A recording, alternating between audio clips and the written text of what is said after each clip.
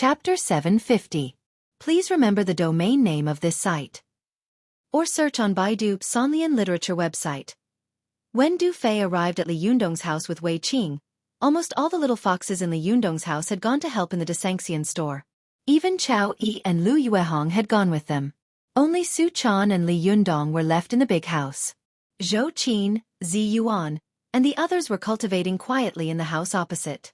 Li Yundong was very surprised to see Du Fei's visit, but he soon smiled and said, "Jinren Du, how have you been? Are you here to urge me to return the burning thumb pot?" After Li Yundong borrowed the burning thumb pot from Du Fei, he had kept it with him. It was a bit like Liu Bei borrowed Jingzhou and never returned it. However, he really couldn't leave this powerful magical weapon and was reluctant to return it to Du Fei. At this time, seeing Du Fei come to his door, he felt sorry for him. So he simply said it first to avoid the awkward atmosphere when Du Fei asked for it.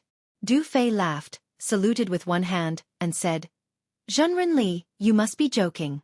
This Buddhist powerful magical weapon is like a pearl covered with dust in my hands, but it shines in your hands." The battle between Mount Longhu and Takahashi Shota was really satisfying. If such a powerful magical weapon was in my hands, I'm afraid we could only watch Takahashi Shota escape back to Japan. At this time, Wei Qing was the first to respond. She said with a smile, "That's right.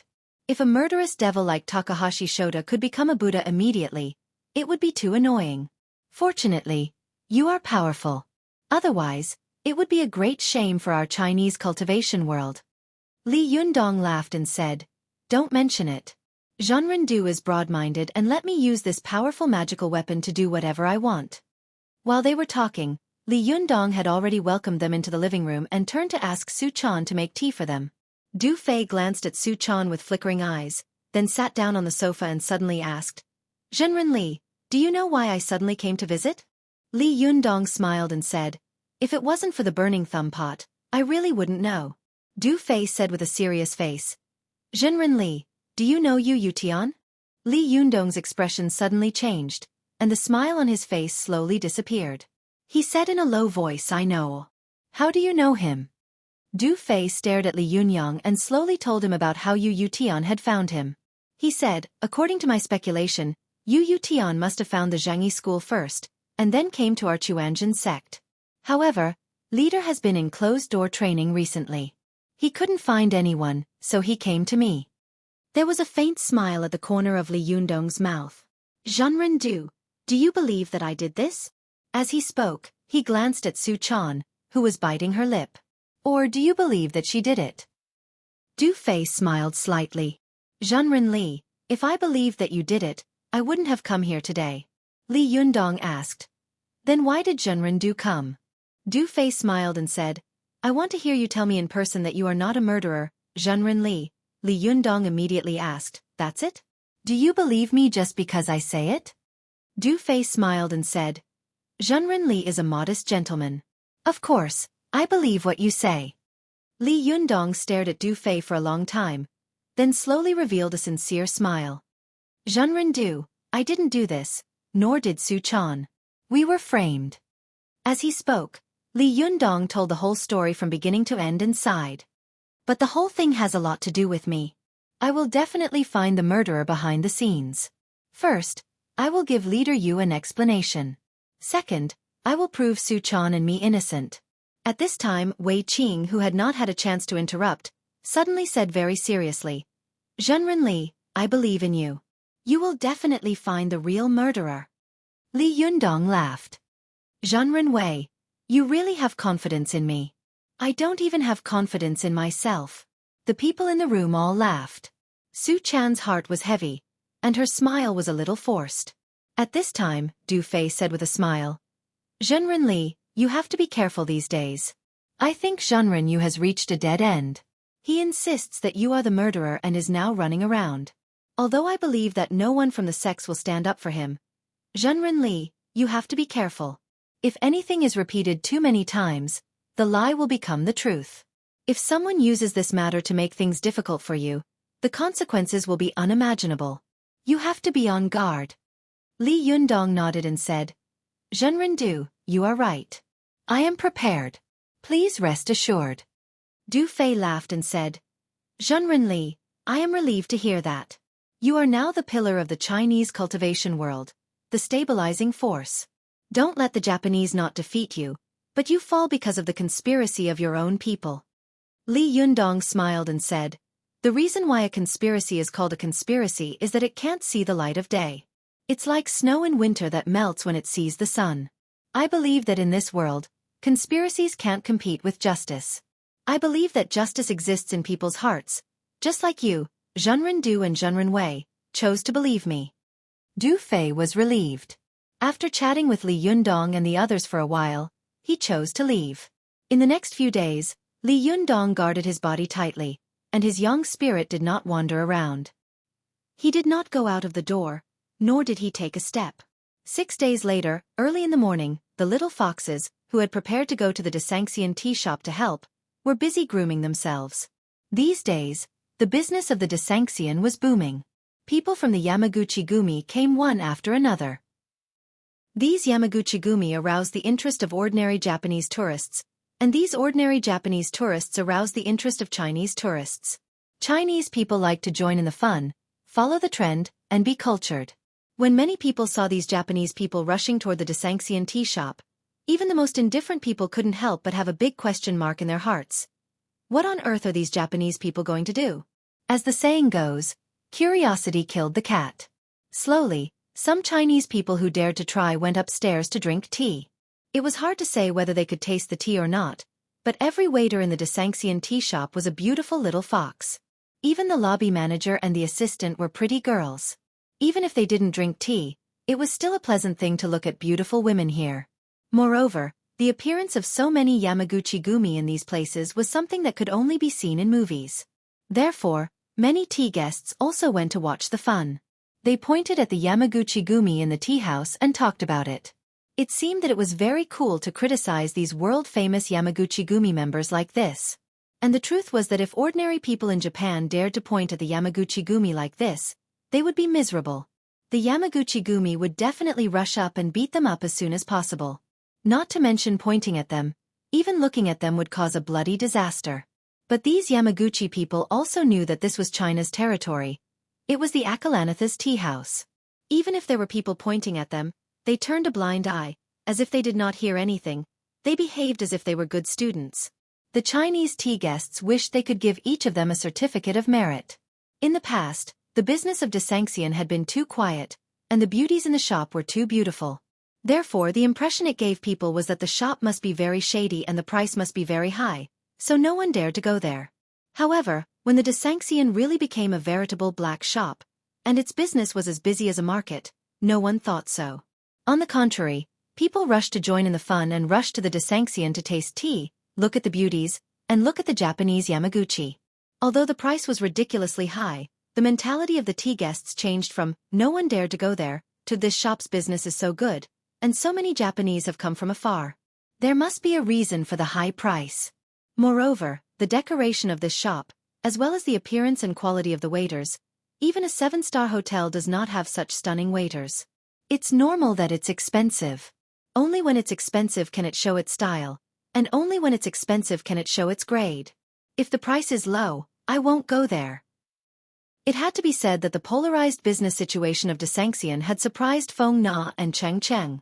At night, they counted the money until their hands were cramping, and they had to sigh. These people are so despicable. They don't come when the price is low, but when the price is high, they praise it. The consumer psychology of the Chinese people is really difficult to understand. But no matter what, Desanxian had become popular, at least in Japan and Tiannan City. In Japan, there was even a special website for Desanxian, introducing every detail of the tea shop opened by the reincarnated immovable Wisdom King. There was a detailed introduction of every pillar and every teacup.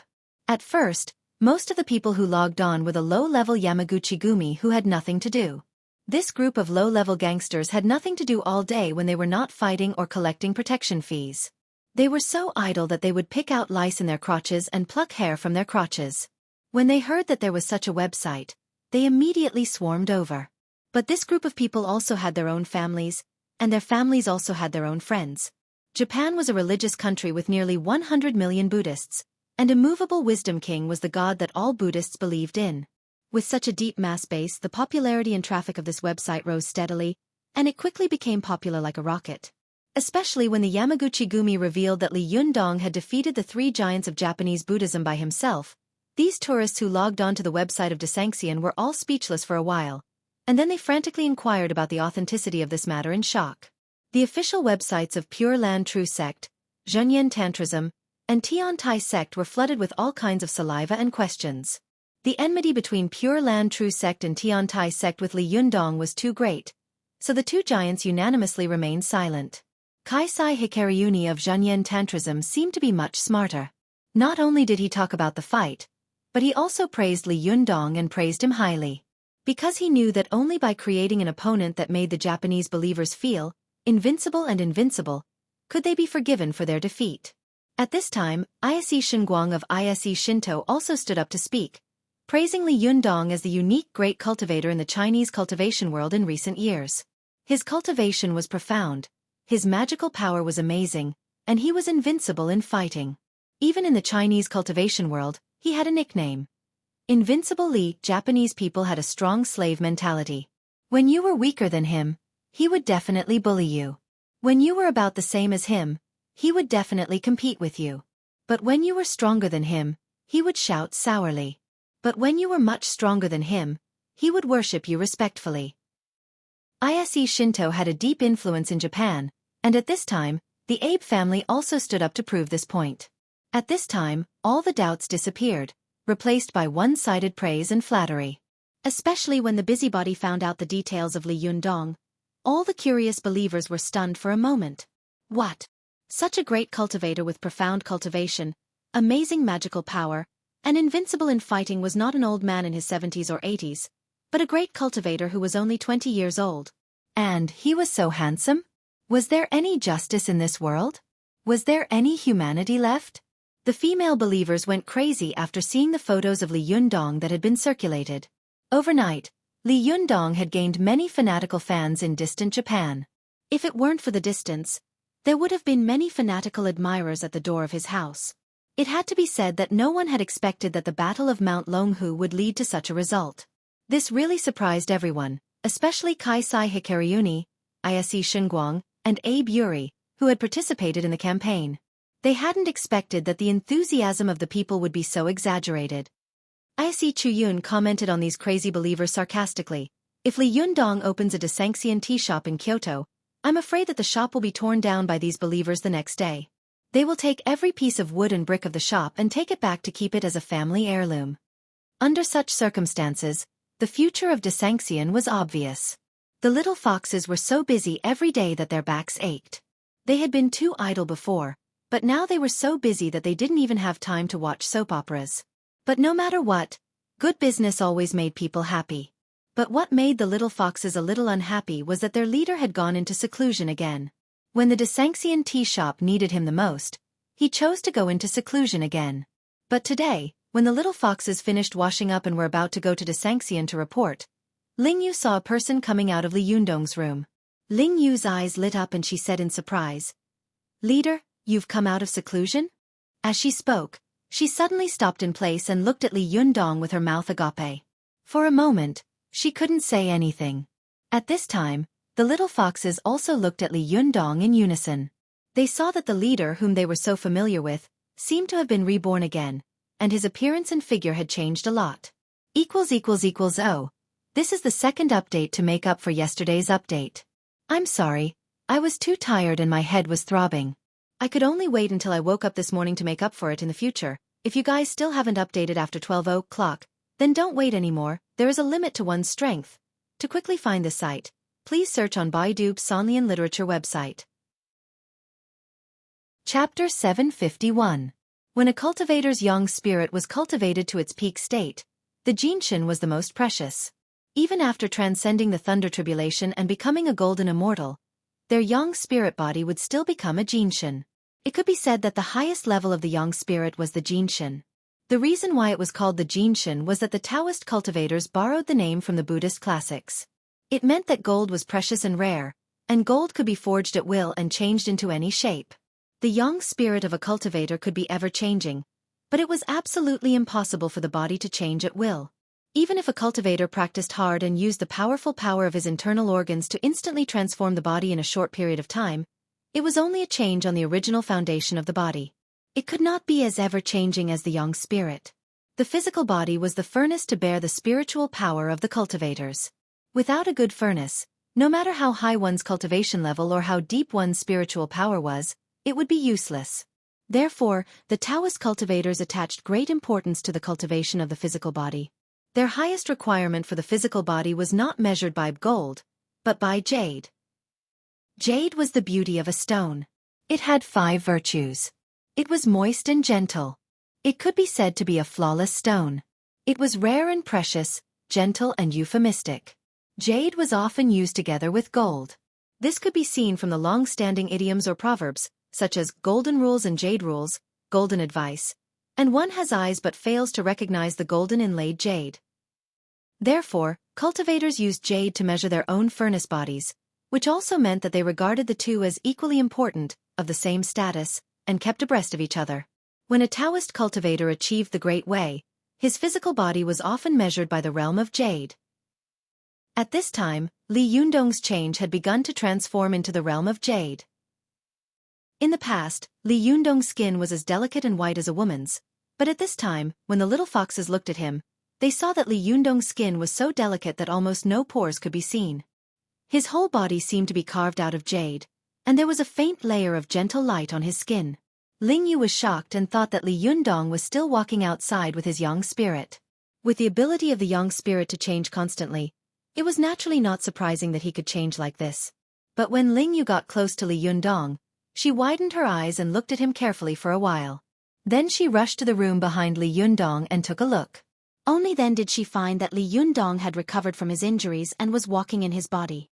Ling Yu held her face with both hands and exclaimed, "Sect Master, your cauldron body has been cultivated to the jade body realm?" This shout startled the little foxes, and they gathered together. They looked at Li Yundong with envy in their eyes. The bolder ones went forward to touch him, poke him, and then ran away with a smile. In the past, in their eyes, although Li Yundong's personality was easygoing, he always exuded an aggressive, heroic spirit. Even after he had cultivated to the Jinshin phase, his cultivation had begun to move towards the realm of returning to nature, and his heroic spirit had begun to slowly restrain. There was always a heroic spirit unique to young people between his eyebrows. But now, all the edges between Li Yundong's eyebrows had disappeared. His sword-like eyebrows had become straight, and the sharp edges at the tip of his eyebrows had become gentle and obtuse, as if someone had specially trimmed them. His facial features also seemed to be covered with a layer of faint crystal luster, which made people feel comfortable at first glance. There was no aggressive aura at all. Especially when Li Yundong looked at them at this time, his eyes were deep and gentle. They were both deep and broad, but also crystal clear and gentle. At this moment, a phrase came to all of their minds at the same time.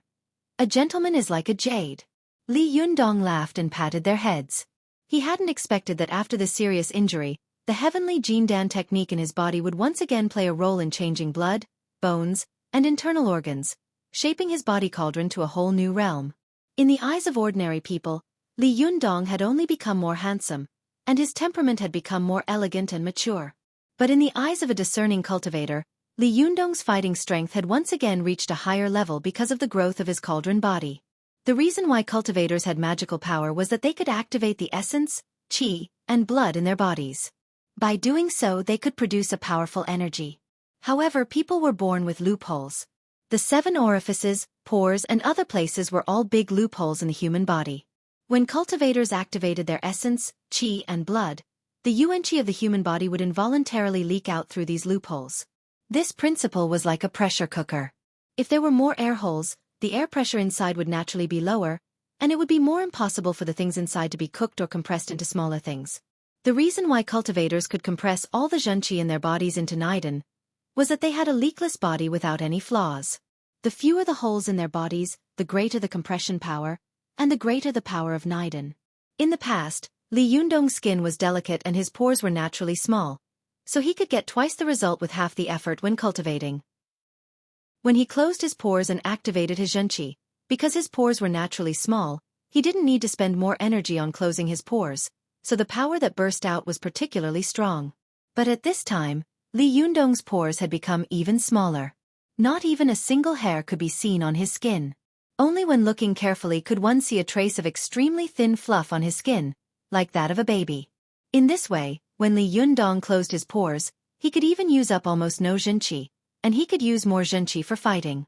In ancient times, the most commonly used words to describe Taoist cultivators, apart from being sage-like, were a crane with a child's face. The reason why it was called a child's face referred to the fact that the skin of cultivators was getting more and more delicate, and their pores were getting smaller and smaller, just like that of a child. Li Yundong was like this now. At the young age of 20 years old, he had cultivated his yang spirit and body to the Jinshin and Jadeshin realms at the same time. This was really shocking, and the little foxes couldn't help but be amazed. Li Yundong smiled and drove away the little foxes who had come over to take advantage of him. He smiled at Ling Yu and asked, "Where's Su Chan?" Ling Yu pointed to Su Chan's room and said, "Su Chan has also been cultivating in seclusion these days. I've never seen her work so hard." For various reasons, Li Yundong and the others did not tell the other people of the Fox Zen school about the Penglai sect. Su Chan had taken the blame, so her mind was heavy and she was unhappy all day long. She hid in her room and cultivated alone. Although her behavior was abnormal, the little foxes all thought that she was unhappy because their master had left without saying goodbye, so they didn't think anything else. Although de Sanxian was so busy that everyone had their feet in the air, and even Zhou Qin had to go over to help from time to time, the little foxes were still very considerate and didn't let Su Chan go over to help. It could be regarded as a lucky hit, so they let her hide at home alone to avoid trouble. Li Yundong looked in the direction of Ling Yu's finger and couldn't help smiling. "It's okay. Let her cultivate well. This girl used to be too playful. It's not too late to mend the pen after the sheep is lost." Ling Yu giggled and was about to speak when the little foxes who were already ready to leave at the door shouted and urged, "Shiji Ling Yu, let's go. We're going out." Only then did Ling Yu turn around and wave to Li Yundong. "Leader, I'll go first." Li Yundong looked at the little foxes standing at the door in groups, grinning and ready to go to work. For a moment, he felt very emotional. When he had taken these lawless little foxes down the mountain in Mount Tianlong, who would have known that this day would come? Li Yundong watched with a smile as the little foxes were about to leave at the door, but suddenly they all stopped and looked at the stairwell strangely. One after another, they made way for him. After a while, a tall girl with blonde hair and blue eyes appeared at the door. It was Chris. Li Yundong asked curiously, "Chris? You're back. Has the crew finished filming?" Chris's face was covered with dust. She looked at the little foxes in surprise and asked curiously, "Where are they going?" Li Yundong smiled and said, "They went to the store to help." Chris laughed. "Is the business in the store getting better and better?" Li Yundong cupped his hands and said with a smile, "Thanks to you, it's really good."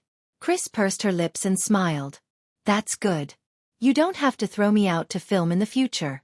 I'm so tired that my bones are about to fall apart." Li Yundong smiled and said, "Don't worry, it's just this once. There won't be a next time." Chris smiled reservedly and said, "I hope so." As she spoke, she suddenly looked at Li Yundong suspiciously and asked curiously, "Master, why do I feel like you've become a different person? Oh my God, your skin is too fine, isn't it? If other girls see your skin like this, they will gnash their teeth with jealousy." Chris's eyes almost popped out of their sockets. Her eyes were filled with envy, and she wished she could replace Li Yundong's skin with hers. After a long time, Ling Yu, who had returned, pushed the door open again. Chris came to her senses and looked at the door with Li Yundong. Ling Yu poked her head in from the door and whispered, "Leader, there's a strange person downstairs. He's holding a blue and white porcelain jar and is staring at our house. Moreover, this person seems to be a cultivator." Li Yundong was stunned. "Ha! Is that so?" At this time, Chris also let out a cry and nodded in agreement. "Yes, I saw him when I went upstairs, but I didn't pay much attention." Li Yundong walked quickly to the window, opened the curtains, and looked down. Sure enough, he saw a middle-aged man holding a porcelain jar. He was looking up and glaring in the direction of Li Yundong's house with extreme hatred. Li Yundong's heart sank. He knew that the person downstairs was none other than Yu Yutian. This guy had actually come to find him. What did he want to do? Chapter 752. Li Yundong stared at Yu Yutian and walked out with a sullen face. As soon as he went out, he saw Zi Yuan coming out from the opposite door. Zi Yuan saw him at a glance and said, "Did you see Yu Yutian?" Li Yundong nodded. Zi Yuan sighed softly and said, "Talk to him nicely. It's fine if it makes sense, but if it doesn't, there's nothing we can do. However, don't hurt him. After all, he is also a victim. His family has been ruined." Li Yundong smiled slightly and said, "Don't worry. If I touch him now, won't it be a false accusation?" Zi Yuan nodded slightly and said with a smile, "Then I'll go down with you." As they spoke, the two of them went downstairs together. When Yu Yutian saw Li Yundong and Zi Yuan, the pupils in his eyes instantly widened. He subconsciously hugged the urn in his arms and took a step back. When Li Yundong and Zi Yuan walked up to Yu Yutian, Zi Yuan first bowed and said, "Amateus, Zhenren Yu. Nice to meet you." Yu Yutian took another step back and stared at Zi Yuan with great vigilance. He sneered and said, "Don't pretend to be polite." As he spoke, Yu Youtian's eyes fell on Li Yundong, full of paranoia and hatred. These days, he had been running around, trying to find the power of other sects to uphold justice for him. However, the Zhengyi school and the Chuanjin sect were unwilling to stand up for him. So how could the other sects be willing to stand up for him? Even Wan Zhenyuan kept persuading him to give up, but the more Wan Zhenyuan tried to persuade him, the deeper the hatred in Yu Youtian's heart became. At first, his hatred was focused on Su Chan, but the more he was rejected, the more his hatred was focused on Li Yundong. In Yu Youtian's opinion, if it weren't for Li Yundong, he would have gotten his revenge long ago.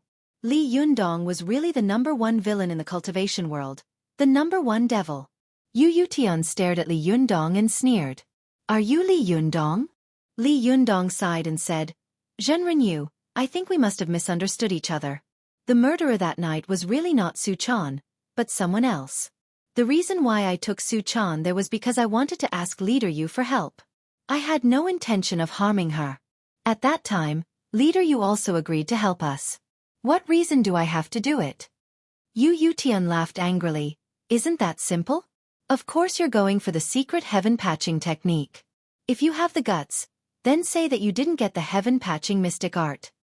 Li Yundong's heart trembled. Just as he was about to say that he would return the secret method of patching heaven to him, he suddenly thought of something and thought to himself, "No, this Yu Yutian suddenly came to my house and talked to me without fear. There must be something wrong with this. Isn't he afraid of being silenced by me? Or is there someone watching us in the dark? If I took out the heaven patching secret technique now, wouldn't I be confirming his previous words? What would they do if Yu Yutian were to bite them again?" In an instant, Li Yundong's thoughts raced like lightning, and he swallowed back the words that were about to come out of his mouth. He said in a deep voice, "Zhenren Yu, calm down. If I had ordered someone, even if you had Master Wan by your side to protect you that night, you wouldn't have survived. Do you admit that?" Yu Yutian sneered and said, "I admit it. But I also admit that some people have a guilty conscience." Seeing that Yu Yutian was so paranoid that he couldn't be reasoned with, Li Yundong couldn't help but shake his head. He looked around and said, "Zhenren Yu, tell your people to disperse. I won't do anything to you. First, I didn't do this murder, and I didn't order it. Second, I'm also investigating this matter to prove my innocence. Third, we are all victims. I deeply sympathize with what happened to you. Zhenren Yu. I will do everything I can to help you find the murderer and give you justice." Yu Yutian saw that Li Yundong's tone was sincere, and he didn't seem to be lying at all. He couldn't help but be moved, and his originally firm and paranoid heart wavered for a moment. Seeing that he was wavering, Li Yundong tried to persuade him again. "Zhenren Yu, think about it. Why would I take the risk of losing my reputation to do such a thing? Moreover, even if I did it, why didn't I grit my teeth and kill you at that time? I know that you have visited a lot of sects these days to ask for help. But have you ever thought that so many sects are afraid of my power? No matter how powerful I, Li Yundong, am I able to deter all the sects in the Chinese cultivation world by myself? I don't think so. As the saying goes, God is watching what people do. Whether I, Li Yundong, have done such an outrageous thing, God will give you an explanation in the future, and naturally, He will give you justice.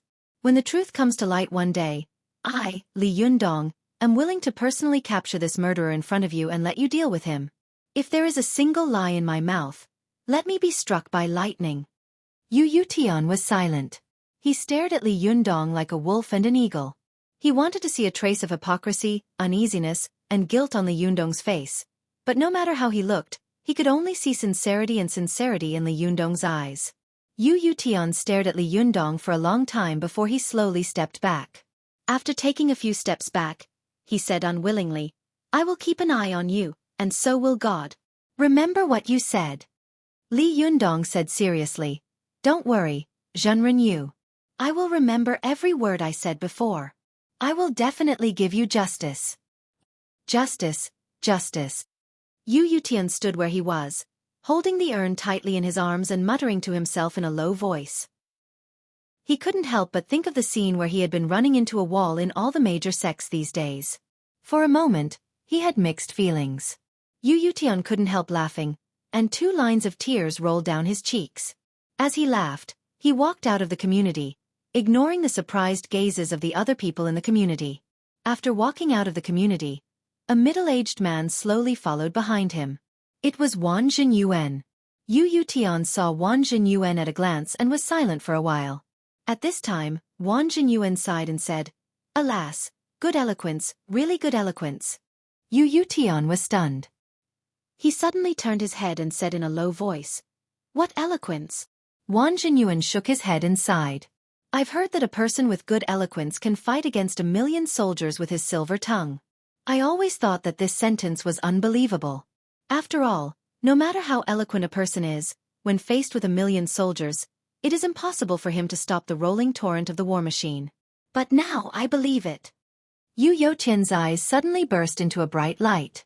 "Master Wan, what do you want to say?" Wan Zhenyuan looked at Yu Yutian and said, "Zhenren Yu, do you believe Li Yundong's words?" Yu Yutian hesitated for a moment and said, "What he said may have some truth." Yu Yutian was originally a language teacher in the school, and he was an honest man. When an honest man went crazy, he became more and more terrifying. When he bit people, he would bite them to the bone. However, as he kept running into a wall these days, his crazy anger and hatred were slowly being tortured. Today, when he met Li Yundong and talked with him, he was moved by Li Yundong's sincerity and his heart slowly calmed down. He was inclined to be a rational person. As soon as he calmed down, he immediately thought that there were many things wrong. However, Wan Zhenyuan was not willing to let him calm down. He immediately added fuel to the fire and said, "Do you believe the reasoning he told you, or do you believe his vow?" "Hey, Zhenren Yu, you underestimate Li Yundong. He can defeat the entire Japanese cultivation world alone.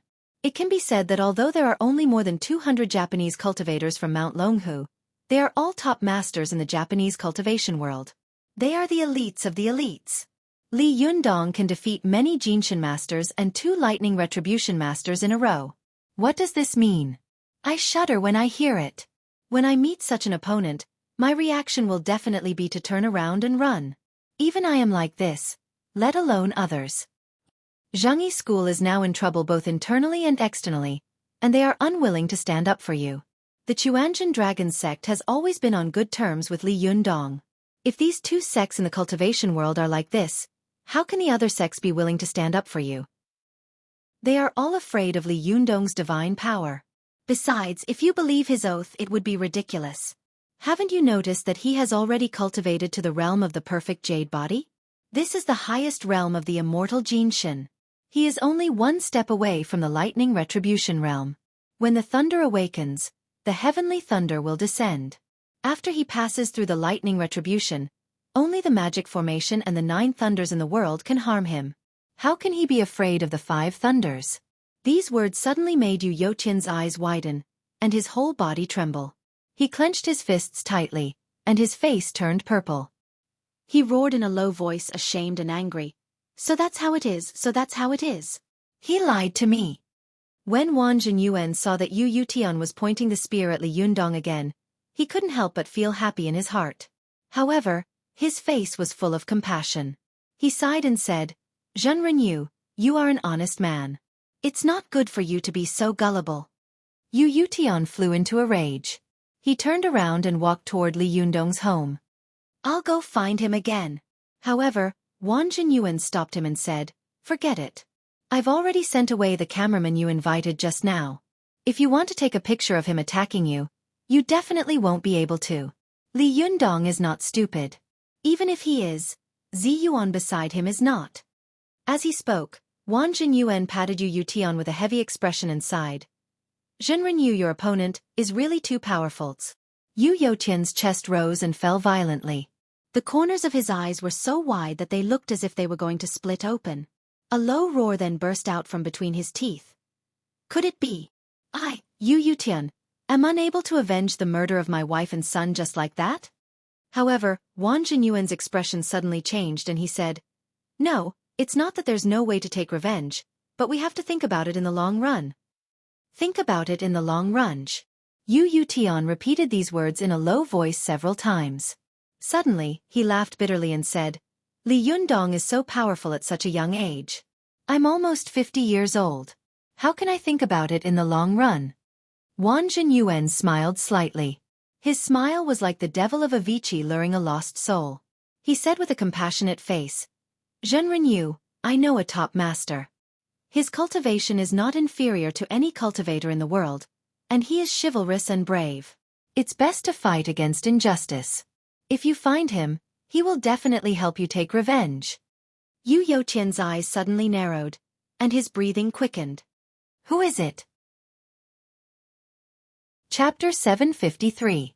After Yu Yutian left, Li Yundong, who was on his way home, suddenly asked Zi Yuan, do you think Yu Yutian will change his mind and let it go? Zi Yuan pondered for a while and said, it's hard to say. I once heard from my master that Yu Qing had found an honest man to be her husband.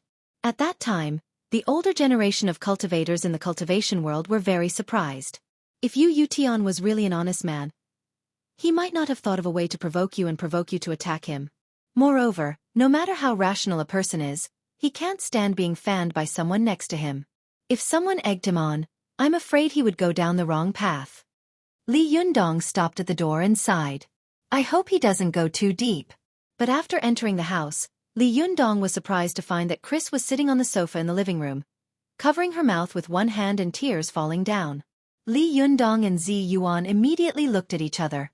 In their impression, Chris had a strong character, and sometimes she was resolute and decisive. She was not inferior to Zhou Qin at all. They had never seen Chris so weak. Li Yundong couldn't help walking over to her and asking, Chris, what happened? Why are you crying? Chris raised her head and looked at Li Yundong with tears in her eyes. Her eyes were full of unwillingness, sadness, and struggle. After staring at him for a while, she suddenly stood up, hugged Li Yundong, and sobbed. My grandma is seriously ill and in the hospital. I miss her. Li Yundong hadn't expected that Chris would suddenly hug him. He opened his arms, not knowing whether to hug her or where to put them. He looked at Zi Yuan helplessly, but she turned her face away and didn't look at him at all. Li Yundong had no choice but to pat Chris on the shoulder and ask softly, Hey, Chris, calm down.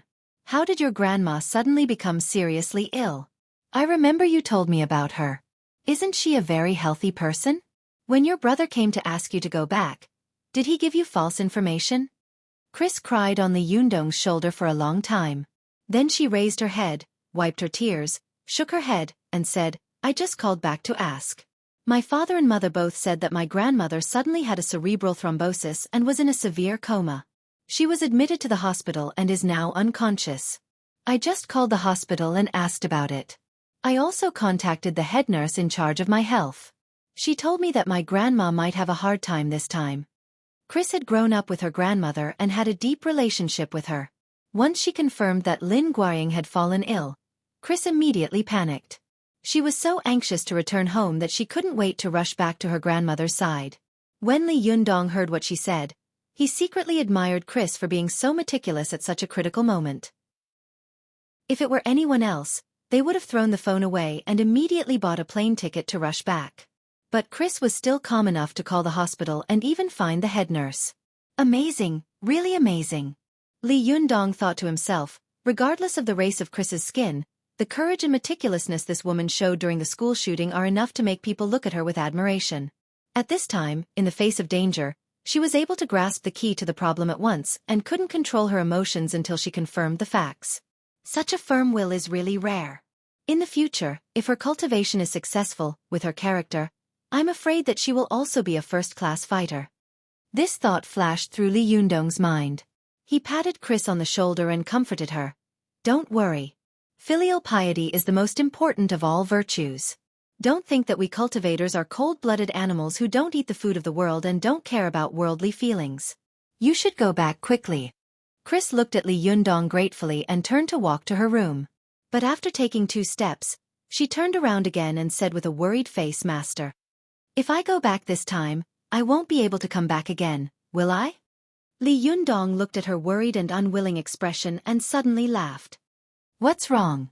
Are you tired of being a nominal disciple? Or do you dislike me for not teaching you cultivation? Chris lowered her head, forced a smile and said bitterly, I know. I'm an outsider. An outsider. You will always have a lot of concerns. Li Yundong fixed his eyes on Chris. He suddenly walked over and pulled her to the sofa. He patted her on the shoulder and motioned for her to sit down. Chris, in fact, skin and race are not important. What's important is the huge difference between us. In the eyes of Americans, you are a national expert, but can you really understand the real language? Not to mention you, even I find it difficult to read it. I'm afraid that only people like Zi Yuan can read it smoothly and freely. Moreover, when you read the poems, can you really feel the beauty of these poems like we do?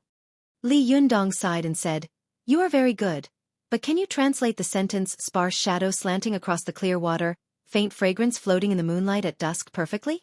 Even if you can the translated sentence have the artistic conception of this poem?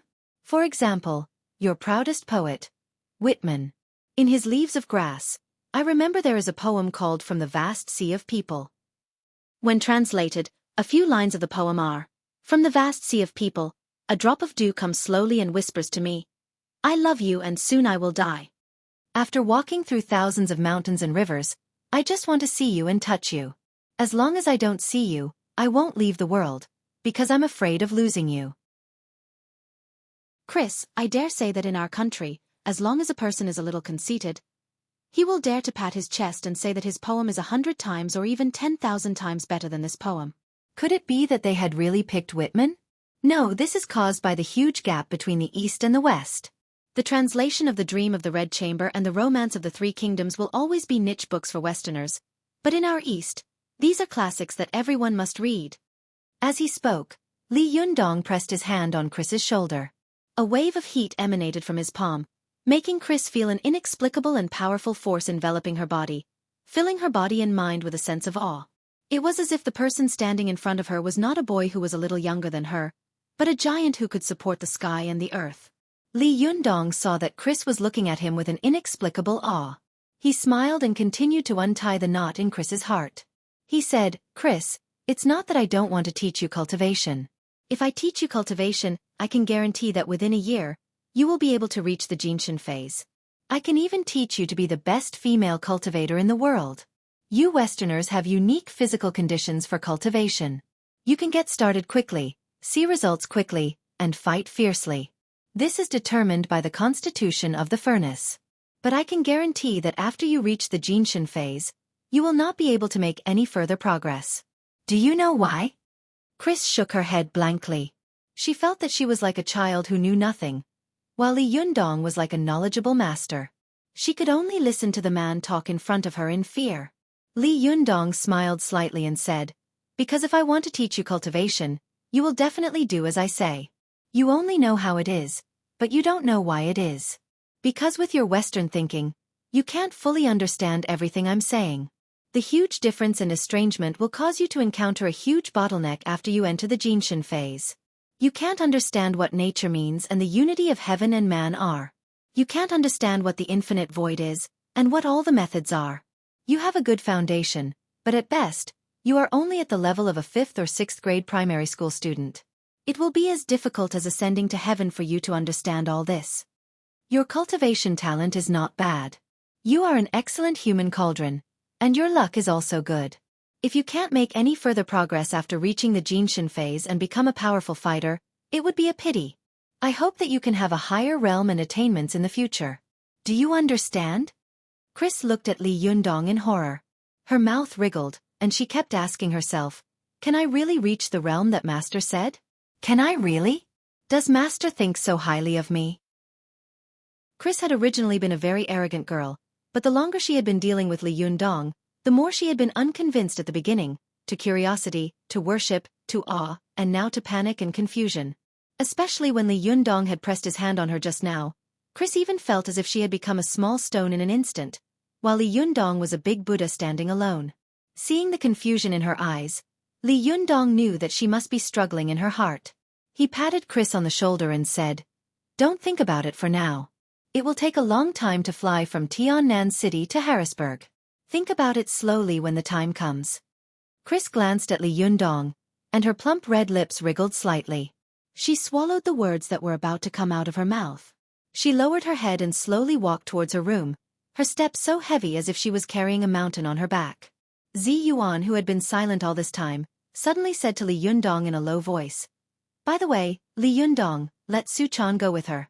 Recently, I've been worried that something will happen. Let Su-chan go with her, so that no one will make a fuss about her being framed. It can be considered as going out to hide.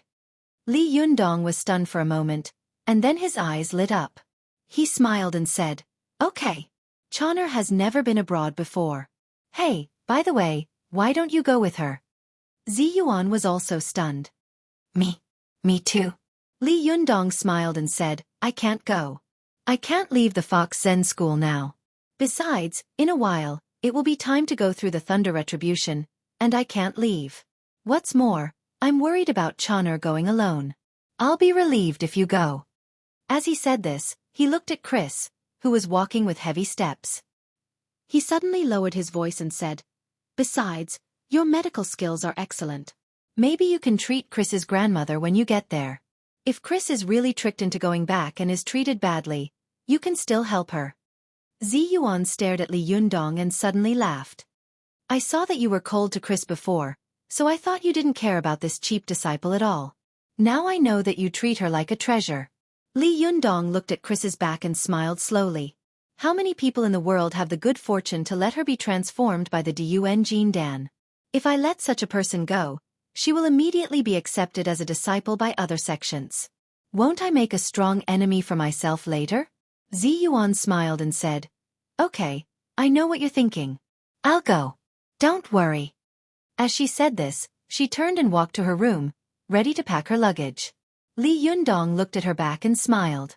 He had another purpose for sending Zi Yuan away, to give her a surprise and compensation. Before she came back, he wanted to learn the secret method of patching heaven and repair her powerful magical weapon. If Zi Yuan were there, with her character, she would definitely not allow Li Yundong to read the secret method of patching heaven, so Li Yundong could only send her away as far as possible. After watching Zi Yuan leave, Li Yundong returned to his room and opened the secret method of patching heaven. A line of words popped up on the first line. In the past, Gonggong and Zhuanshu fought for the throne. They were so angry that they touched the Buzhou mountain. The pillar of heaven was broken, and the earth was destroyed. The sky tilted to the northwest, so the sun, moon, and stars moved. The earth was not satisfied to the southwest, so the water and dust returned. Nuwa refined the 5-colored godstone to mend the sky, and we refined the 5-colored Niden to mend the sky. This technique responds to the mandate of heaven and invites heaven's merit. It is really the best technique in the world. Li Yundong was shocked when he saw the inscription on the title page. There were 3 words written on it, Zhang Sanfeng. Chapter 754. Li Yundong suddenly saw that the signature on the title page was Zhang Sanfeng, the founder of the Sanfeng sect of Taoism. He immediately picked up the book in surprise and looked at it carefully. But after reading for a while, Li Yundong found that although the book looked a little old, it was definitely not an antique cultural relic that had been passed down for hundreds of years. It must be a reprint. Perhaps Zhang Sanfeng had mentioned the preface to this secret book. But when Li Yundong flipped to the next page, he saw that the first sentence of the thick black seal script at the beginning of the book was written, "The way of heaven, take away the surpluses and make up for the deficiencies." Then, there was a detailed description of cultivation methods. Before Li Yundong had met Su-chan, His understanding of the way of heaven is to make up for what is lacking had always been based on Jin Yong's Nine Sutra. However, after cultivating and reading the ancient books, Li Yundong realized that this sentence came from the 77th chapter of Lao Zi's Tao Te Ching. If the inner canon of the Yellow Emperor was a must-read enlightenment for cultivators, then the Tao Te Ching by Lao Zi, the founder of Taoism, was a must-read high-level internal reference for every cultivator. There was even a saying in the cultivation world that whoever couldn't understand the Tao Te Ching would have no hope for the thunder retribution in his life. The Xueqi phase relied on the strength of one's own furnace and one's own external conditions. The same was true for Shentong and Yang spirit. Similarly, the Jinshin phase could also be achieved with a huge amount of money in addition to chance coincidences. However, after reaching the Jinshin phase, one must truly understand the realm of cultivation and the philosophical ideas in cultivation. It was absolutely impossible not to be smart. Otherwise, cultivators couldn't understand the sentence in Lao Zi's Tao Te Ching. The Tao begets one begets two begets three begets all things. Man follows the earth follows the heaven follows the Tao, and the Tao follows nature. How could they talk about following the heart and moving heaven and earth with a thought? If they couldn't achieve the unity of heaven and man, how could they talk about the top level of the Jinshin phase? If they didn't cultivate to the top level of the Jinshin phase, how could they survive the thunder retribution? In a few minutes, the heavenly thunder would smash the half-baked Jinshin into pieces. As an experienced person, Li Yundong naturally knew that 1, 2, and 3 seemed simple, but since ancient times, there had been countless cultivators in Chinese history, but there were only a few who had really understood 1, 2, and 3. It could even be said that Celestial Master Zhang of Mount Longhu might not have been able to understand 1, 2, and 3 for every generation. However, there was no doubt that the person who wrote this secret manual had comprehended the 1, 2, 3 within it. This sentence, the way of heaven, take away surpluses and mend deficiencies, was talking about the way of magical treasures. The power of magic treasures came from the heavens, and the way of the heavens is to take away excess and make up for deficiency. This meant that after a magic treasure was created, if no one used it, it would lose more power than it could replenish itself, and its power would continue to decline. Although Dharma treasures were intelligent, they were inanimate objects after all. They were not like the spirit of all living things, humans, who knew how to cultivate and constantly improve themselves. Therefore, if a magical treasure wanted to become stronger, if it wanted to repair itself after being damaged, it needed the help of others. This was the first sentence in the second chapter that Li Yundong opened. The way of man is to take away the insufficiency and make up for the excess. When these two meanings were combined, it meant that Dharma treasures did not know how to cultivate themselves, so their Dharma power was constantly losing and declining. However, humans were the spirit of all living things. They knew how to cultivate themselves and store excess essence qi. Therefore, it was to take away the insufficiency and make up for the excess. Why did the strength of cultivators increase? Why did the more zhenqi cultivated, the stronger it became? Why did people grow up? Why did people get fatter the more they ate? The reason was very simple. Laozi, the founder of Taoism in 571 BC, Taishang Laojun of the Nine Heavens Divine Night Realm, had long given the answer. Take away the insufficiency and make up for the excess. It was also because of this that cultivators could use their own the way of man, giving away the excess, to make up for the way of heaven, making up for the deficiency. This was the theoretical basis why Taoist cultivators firmly believed that man could conquer heaven. Although Li Yundong had read many cultivation classics, none of them had explained the way of heaven and the way of man so thoroughly and so brightly. As Li Yundong flipped through the classics, he sighed in his heart. The Penglai sect is indeed worthy of being a powerful sect that was once prosperous. Although I don't know how glorious this sect was at its peak, the classics left behind by the Penglai sect are enough to make the author of this book famous in history.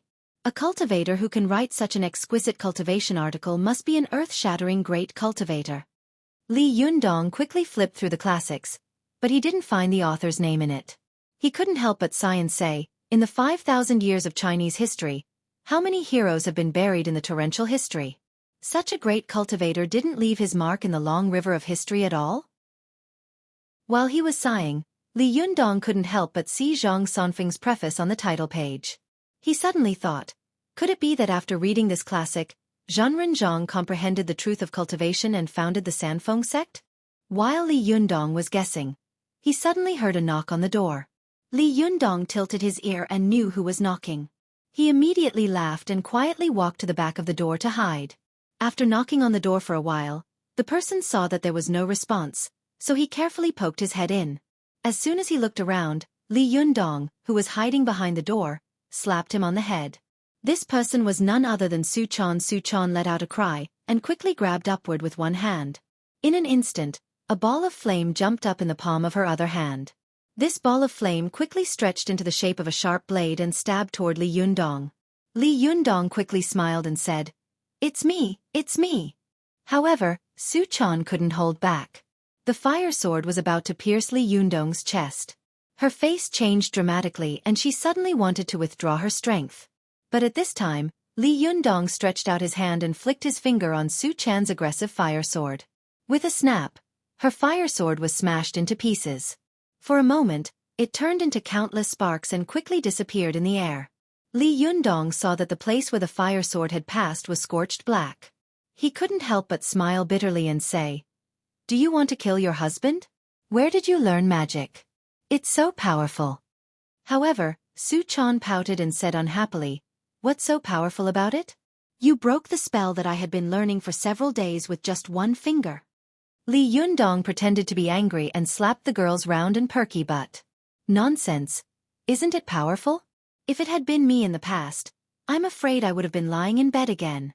Did you come all the way here just to kill your husband?" Xueqi covered her perky buttocks with both hands and said resentfully, "I've been practicing magic for a few days. I just wanted you to see it." Li Yundong couldn't help but laugh when he saw her childish desire to take credit. "What's the matter? You've been in a bad mood these days, so you've been practicing hard? What magic have you learned? Show it to me."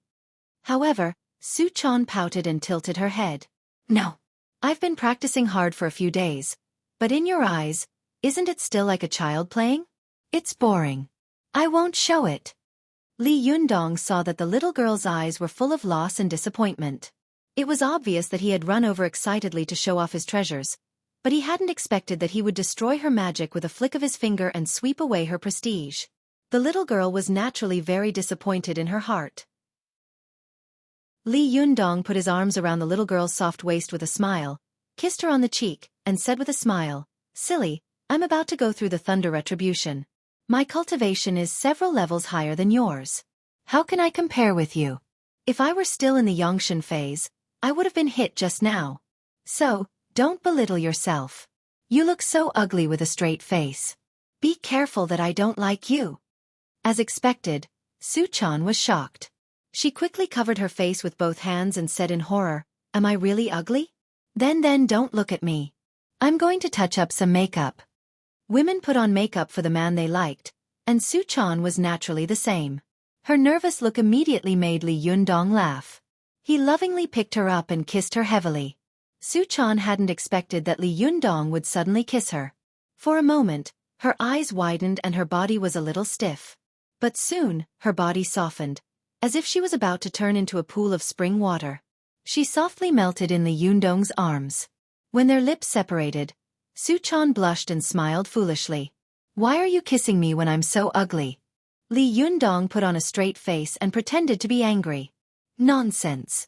Which bastard said that my girl is ugly?" Xueqi giggled and stretched out her jade-like fingers to touch Li Yundong's cheek. "You're so shameless. You're so thick-skinned."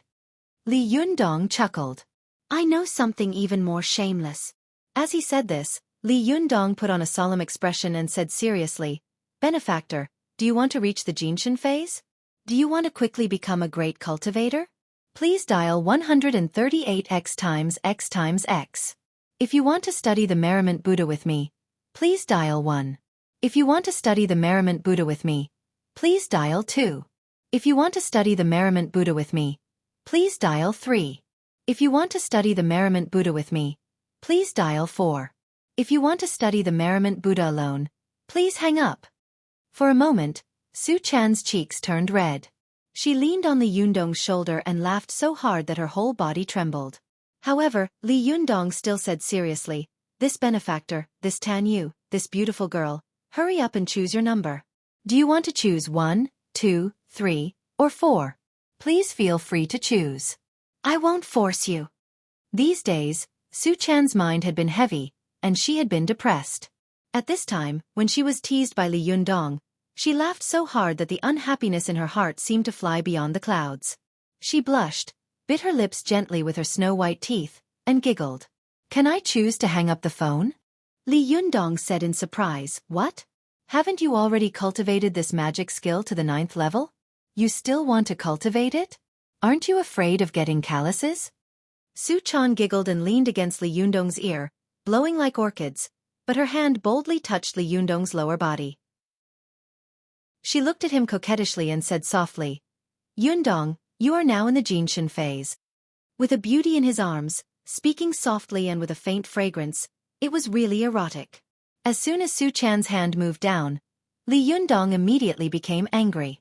The Vajra pestle was raised high, and the little girl's hand was so scared that she retracted it. But when the little girl's eyes showed a hint of charm that was enough to melt Li Yundong, and when her hand reached down again, Li Yundong grabbed her hand and said softly with a smile, Little girl, there's still a long time. You'll go out in a while. At this time, the little girl was also moved. Her eyes were like silk, and she asked with blurred eyes, What? Why should I go out? I don't want to go out. I want to be with you. Li Yundong laughed, hugged the little girl, and kissed her heavily again. Their tongues were entangled, and they were locked in a fierce battle. After a long time, Li Yundong injected his pure zhenqi into the little girl's mouth. When Su-chan received this zhenqi, her whole body suddenly trembled, and her mind slowly became sober. Only then did Li Yundong let go of her. He smiled and told her about Chris, saying, Accompany her to have a look. Just be her bodyguard this time, okay? Although Su-chan was reluctant to leave, she also knew that Li Yundong actually wanted her to leave this troublesome place for a while, so she used this excuse. The little girl looked at Li Yundong reluctantly, drawing circles on his chest with her fingers, and said with some resentment, But how long will it take? Li Yundong said with a smile, It will be very soon. It will be a few days at least, 10 days at most. Anyway, I will definitely come back before the spring festival. If you want to spend it outside, I won't allow it. Only then did Su-chan's worry turn into joy. But just as the little girl was about to speak, she suddenly heard Chris's surprised voice coming from outside. Xueqi Ziyuan, what are you doing? What are you thinking about? Ziyuan's panicked voice came from the door. I'm fine. Are you okay? Let's go quickly. As she said this, she cleared her throat and pretended to be calm as she said to Li Yundong. Li Yundong, we have to go. Li Yunyang took Su-chan's little hand and went out of the door, only to see that Ziyuan had already hidden at the door. Although her back was facing him, from her snow-white and slender neck, he could still see that this fairy sister's face was blushing all the way to the root of her neck. The pink and decadent color was really frightening. Only then did Li Yundong realize that Ziyuan had been eavesdropping just now. This fairy sister is not kind. Late at night. I worked hard to finish a chapter. Benefactors, Tan Yu, beautiful girls. Do you want to understand the Happy Buddha? Do you want to choose 1, 2, 3, or 4? Please feel free to choose. I will not force you. Hey, I'm just kidding. Recently, some readers have been asking me about opening a group.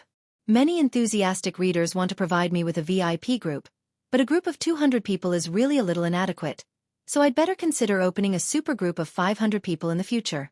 Now the supergroup is open. 82313993. If you want to join, hurry up. This group will probably be full in a day. However, I will go to sleep in a while, and I guess the group leader will also go to sleep. There are only 2 administrators in the group, so even if the children add in the middle of the night, I'm afraid they won't be able to get in. It's better to wait until tomorrow morning. Chapter 755. After realizing that Ziyuan might have heard the intimate voices of him and Su-chan just now, Li Yundong's expression suddenly became very strange. He couldn't help but turn his head to look at Su-chan, only to see that the little girl's face was flushed, white and rosy, like a ripe cherry, making people want to take a bite. Li Yundong patted the little girl's head with a smile and said, Well, hurry up and pack your luggage. Ziyuan and Chris are waiting for you. Su-chan responded in a low voice and ran into her room.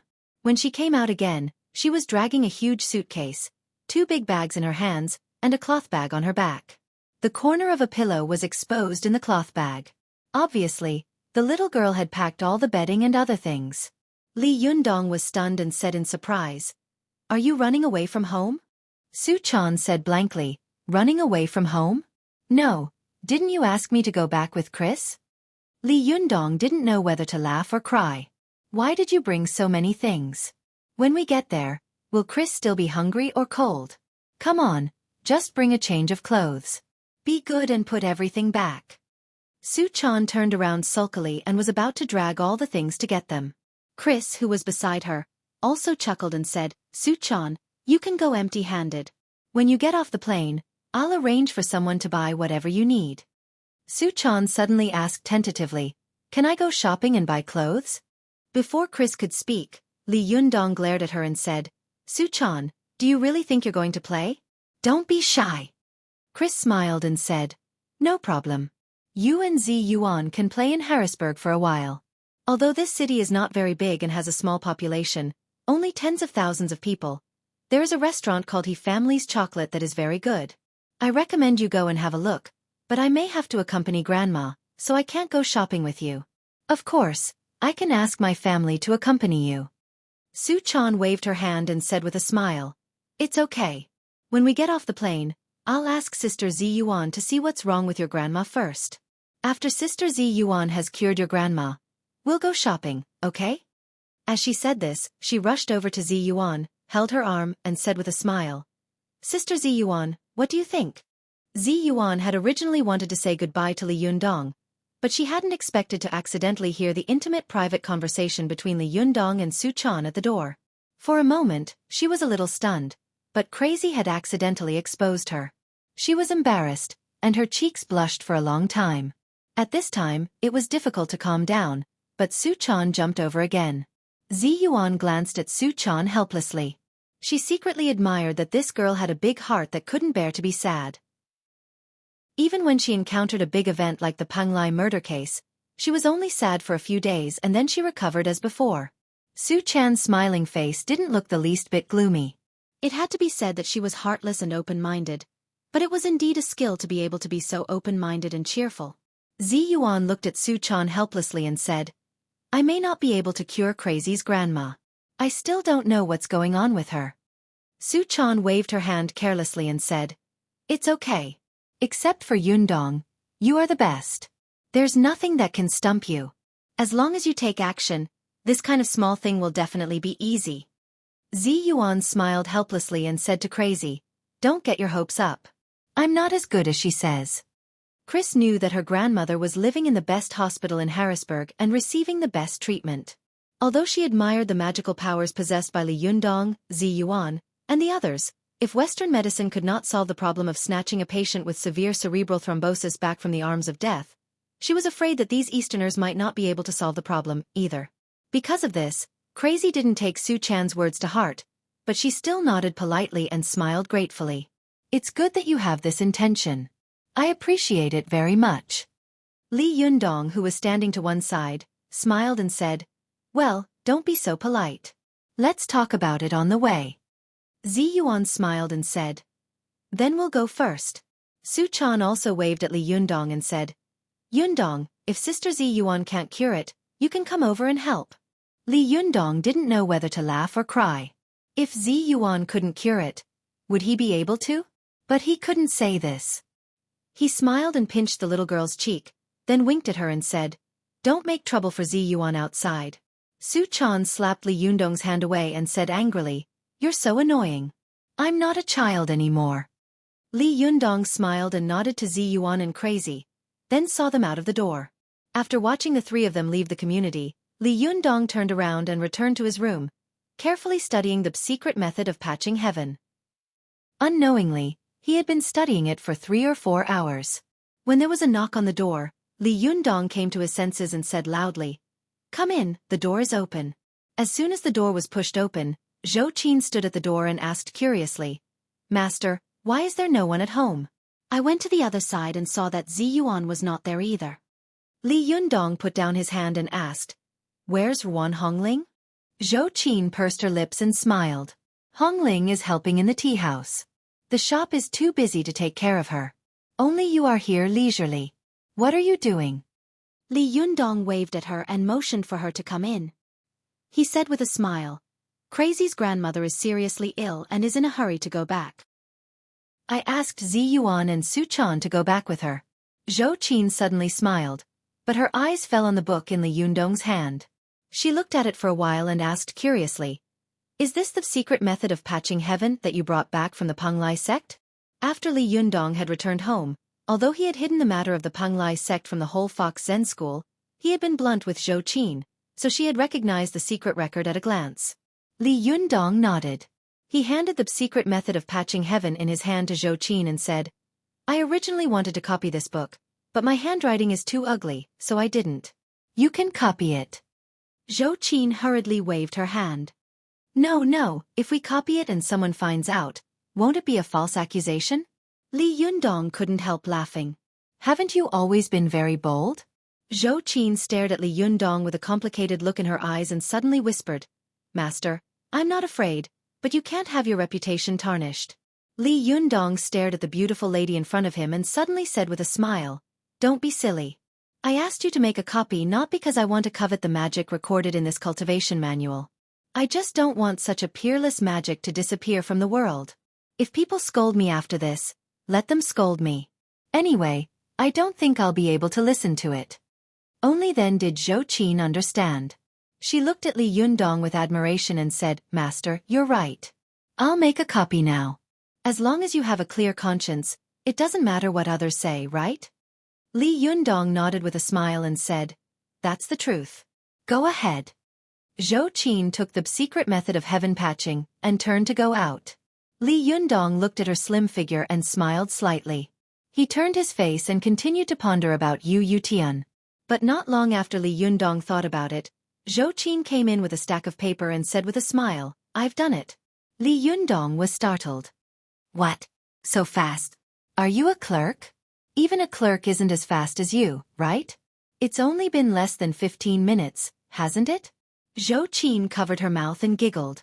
Master, you've cultivated so hard that your brain has become stupid. Don't you know that there is a machine called a photocopier? Li Yundong's eyes widened. A photocopier?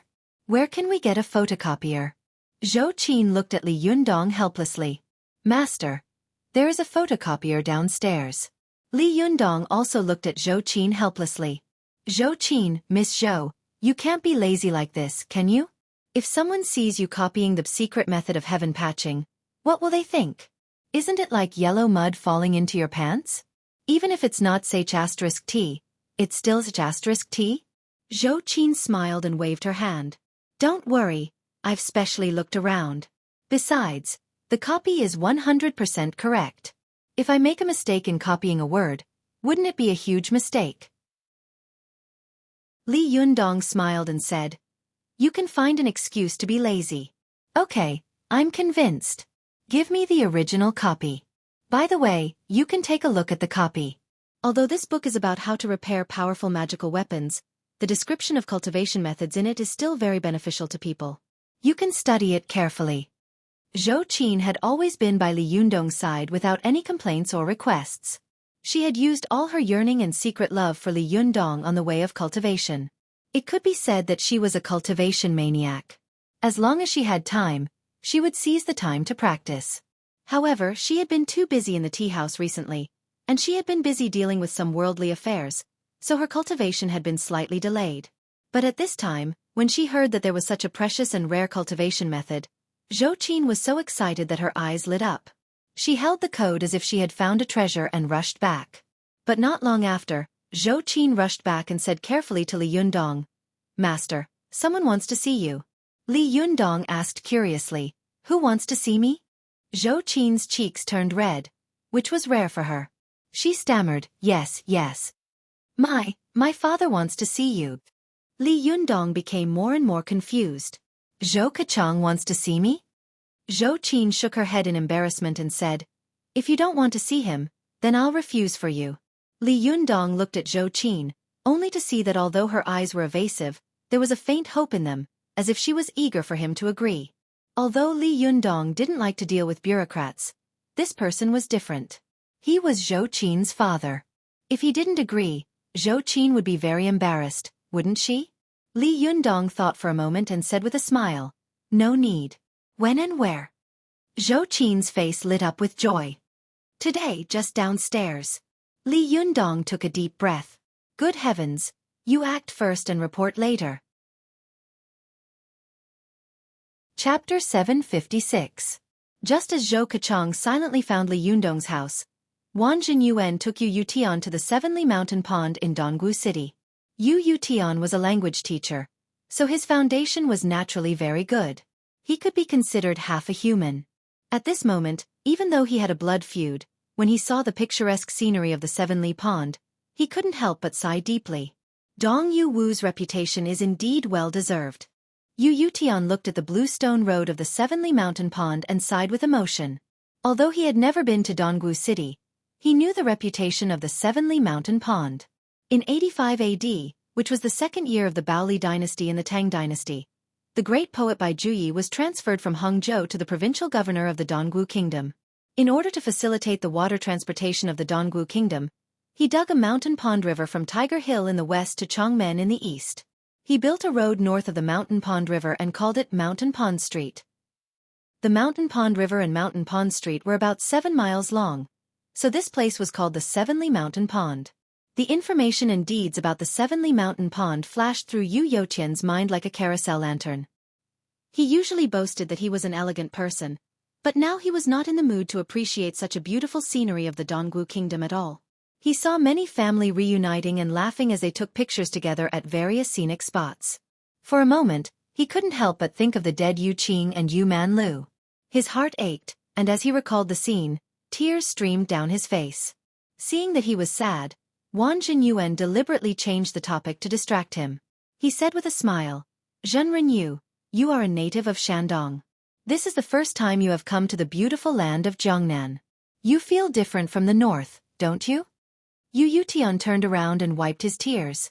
The corners of his mouth twitched as he said with a smile, "The scenery of Panglai is magnificent and majestic, but it is full of vicissitudes of life. It is spectacular, but not delicate. The scenic spots of the Dongwu Kingdom are beautiful and small, but they are full of beauty and tactfulness. They are full of beauty, but not spectacular." Wang Jinyuan clapped his hands and said with a smile, "Well said. You deserve to be a language teacher. I can't say such things casually."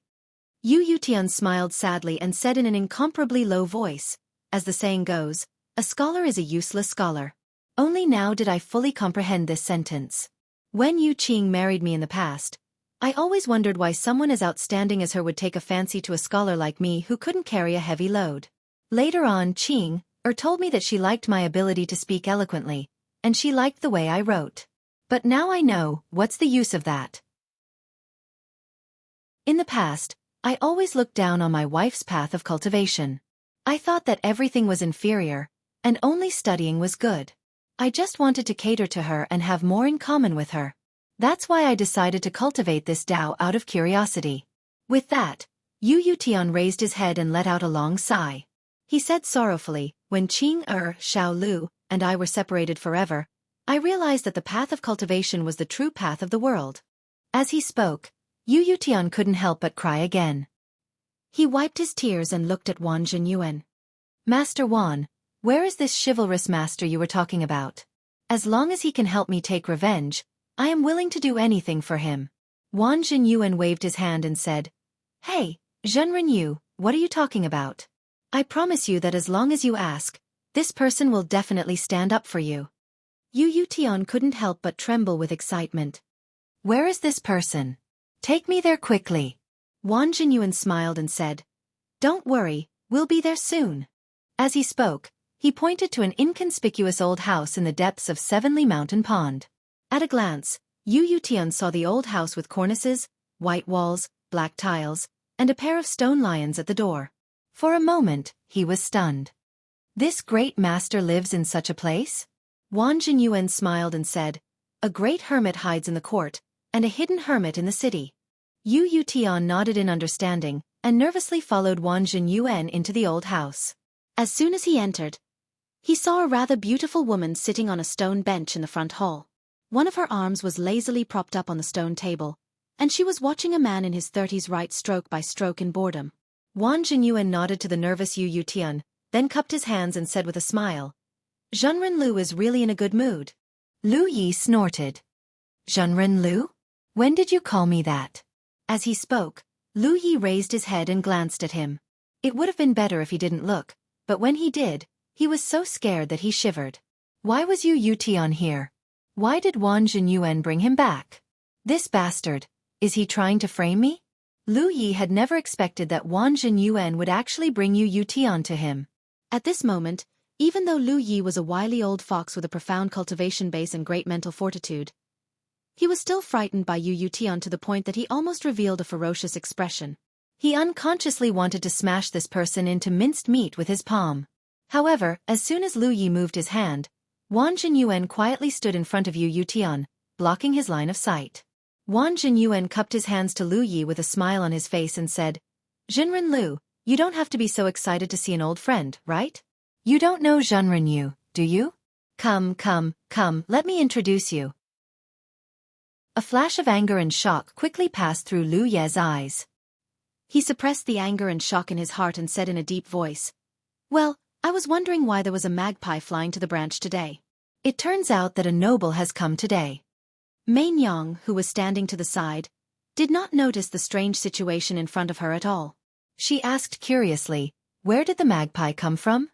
Lu Yi immediately lowered his head and glared at her with an extremely sharp gaze.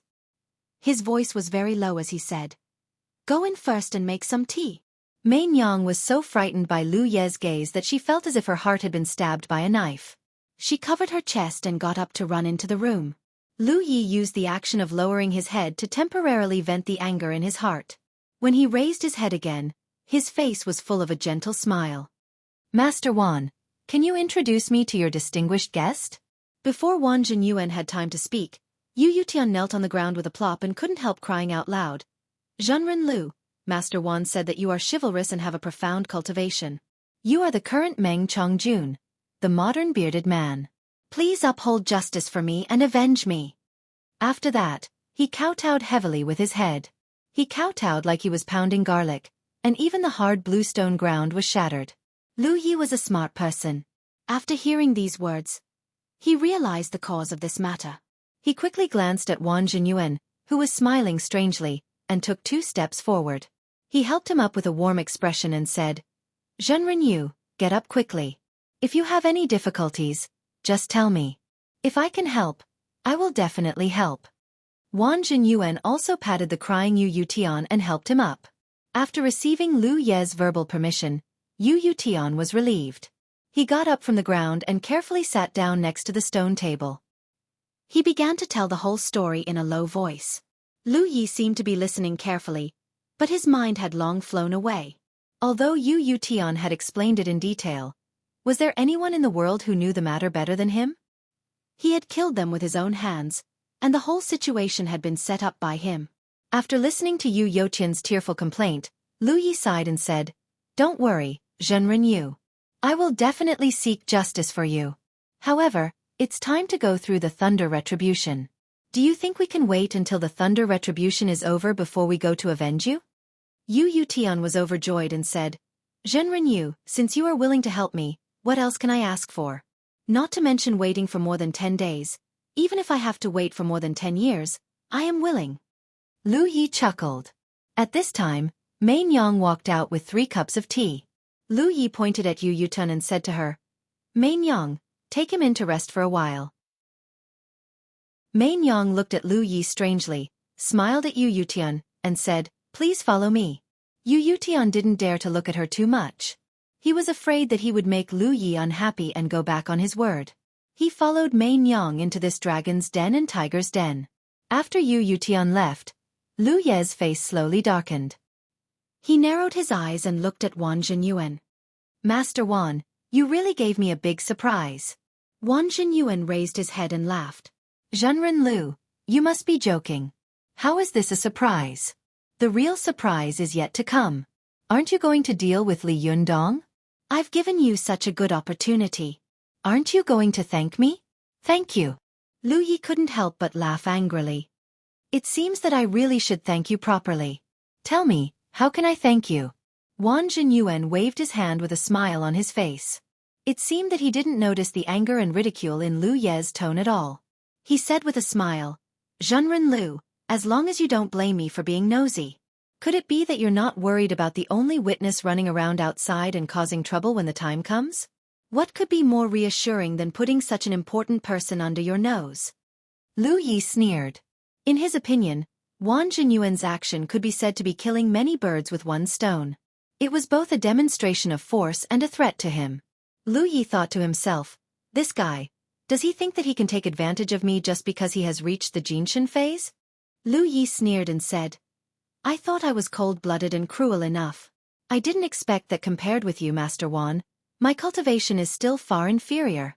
I really admire your ability to teach others to recognize a thief as their father. You must teach me well some other day. How about it? Wang Jinyuan cupped his hands and said with a smile, Zhenren Lu, you flatter me. How could I dare to compare myself with you? You can destroy a sect with a flip of your palm. That is an amazing ability. Wang Jinyuan had always been ambitious and was also an ambitious person. Naturally, he was unwilling to be under others for a long time. At this time, he had just broken through to the Jinshin phase, so he could no longer bear Lu Ye's orders. However, he didn't dare to confront him openly, so he had an idea and used Yu Tian to test Lu Yi. As long as Lu Yi could tolerate it, it meant that he had tested Lu Ye's new bottom line. If he could tolerate such a thing today, he must be able to tolerate more tomorrow. Seeing that Lu Yi had not done anything, Wang Jinyuan became more confident and proud, and his smile became brighter. Lu Yi looked at his smile and also smiled. The two old foxes looked at each other and laughed, but their eyes were extremely cold. They couldn't wait to kick each other in the face. Humph, sooner or later, I will kill you with my own hands. Lu Yi and Wang Jinyuan stared at each other, and the same thought flashed through their minds. Chapter 757. When Yu Tian walked into the trap and danced with the wolf, in Tiannan City, Xueqi was coming out of Li Yunyang's home gloomily. Beside him was his precious daughter, Zhou Qin. It was rare for Zhou Qin not to bicker with her father. She silently accompanied her father downstairs and sent him all the way. This stubborn young lady had a taut face and her mouth was tightly pursed, as if she would laugh if she relaxed a little. Zhou Qin accompanied her father all the way downstairs. After watching him get into the car and leave, she couldn't help but burst into laughter. But as soon as she laughed, Xueqi's car drove back. He tilted his head from the car, poked out half of his face, and said unhappily, Girls are really outgoing. You speak up for him and even join him to make things difficult for your father. You even make fun of me behind my back. That's outrageous. Zhou Qin immediately straightened her face and said seriously, as the saying goes, a teacher for a day is a father for a lifetime. What's wrong with me siding with my master? Xueqi glared at her and said, Anyway, keep an eye on your master. Don't let him make trouble again. Why don't you take a look at Desanxian? What are they doing with so many people from Yamaguchi-gumi? If it weren't for me, they and your master would have been arrested long ago. Zhou Qin snorted and said, Don't take me for a fool. I've talked to these Japanese people. They are all relatively clean. Who would come to China for you to catch? Xueqi said angrily, Anyway, tell him to stop. I just warned you before, and you made such a big trouble. If it weren't for the fact that he is so famous now, the higher-ups would have done something to him long ago. Zhou Qin snorted and said, Well, don't talk nonsense. Aren't you here? Xueqi was so angry that his nose was crooked. I'm a high-ranking official anyway. Do you think I have to do this kind of work for you? It was rare for Zhou Qin not to bicker with her father. She just waved her hand at him and said, Well, no matter how high your official position is, you are still a servant of the people. If you don't do this kind of thing, what else can you do? If you don't help us, are you going to help the Japanese? Xueqi was so angry that he laughed. He pointed at Zhou Qin and said, Well, you're good. Good. He patted the driver's seat in front of him and shouted, Let's go. But after that, before he left, he turned around and smiled at Zhou Qin. By the way, tell that guy that I'm very happy that he taught the Japanese a lesson. Haha. After that, He raised the glass and quickly disappeared from Xueqi's sight. Xueqi turned around. When she went upstairs, there was still a playful smile on the corner of her mouth, as if she was recalling the conversation between her father and Li Yundong. His father had come this time to tell Li Yundong to keep a low profile. What had Li Yundong said at that time? At that time, Li Yundong said helplessly, "I also want to keep a low profile, but people always come to me to fight. What can I do? We can't just let them hit us on the left side of our faces and let them hit us on the right side, right?" His father was obviously angered by Li Yundong's somewhat shameless words. He chased after him and said, "Li Yundong, as the saying goes, a big hermit hides in the court, a medium hermit hides in the city, and a small hermit hides in the wild. I don't think you're someone who's willing to be alone, so I don't think you're going to hide in the wilderness. But now that you're hiding in the city and causing such a ruckus, let me ask you, do you have any plans to enter the political world?" Hearing this, Xueqi knew that her heart was beating faster at that time. Only she knew what her father meant by his words. He wanted to put a curse on Li Yundong, but at the same time, he wanted to cultivate him so that in the future, he would owe her a favor and marry her. Xueqi grew up in a family of officials. For such a trick, she could clearly figure out the other party's intentions with a little thought. At this time, Xueqi walked to the door of the house and stood in front of the door, holding the door handle in one hand and the key in the other. Her eyes were distant, as if she was thinking about the scene just now. If he had agreed at that time, what would have happened? Xueqi couldn't help but let her imagination run wild for a moment. She bit her teeth and looked like a little girl with hidden bitterness. But Xueqi also knew that Li Yundong would not have agreed. Although he was easygoing and approachable, Xueqi knew very well that there was something extremely arrogant in this boy's bones. No one, no force, and no force in the world could tame him. He was definitely not a cultivator raised under that kind of system. In fact, Li Yundong refused without any surprise. But his refusal was very clever. It did not hurt Zhou Kechang's face at all, and it also gave Xueqi a good way out. A big hermit hides in the court? Li Yundong suddenly laughed at that time. A talent like me is not suitable to hide in the court. In fact, I am suitable to hide in. Zhou Kechang's face changed at that time. Do you still want to hide in the wild? Xueqi was a very smart woman, so she naturally knew what Zhou Kechang's subtext was at that time. He had originally wanted to say, "Do you still want to take my daughter to hide in the wild and take her to suffer like this?" But Zhou Kechang knew that if he said this, his daughter would immediately fall out with him. In fact, at that time, Xueqi's face had indeed become very nervous. Like a firebird with its feathers erect, she stared at her father with a warning look in her eyes. Xueqi stood at the door in a daze, recalling the scene at that time. She unlocked the door, pushed it open, and walked in. After entering the door, she leaned her back against the door and breathed a sigh of relief. Her eyes looked at the ceiling faintly, and the situation at that time unconsciously appeared in her mind. Fortunately, father didn't say this at that time. Otherwise, I really don't know how to behave in front of master. He made it sound like he was threatening him. Xueqi thought to herself, but the corners of her mouth unconsciously showed a smile. She smiled and thought to herself, I didn't expect master to still speak the same way as before, even though he has reached such a high cultivation realm. It's really funny. What did Li Yundong say at that time? Ah yes, at that time, Li Yundong looked at his father for a long time, and then suddenly smiled helplessly and said, Governor Zhou, you think too highly of me. Hide in the wild? That's not suitable for me. I was born in the city, and you want me to settle down in the mountains. Don't you want my life? How about I hide in bed? What do you think?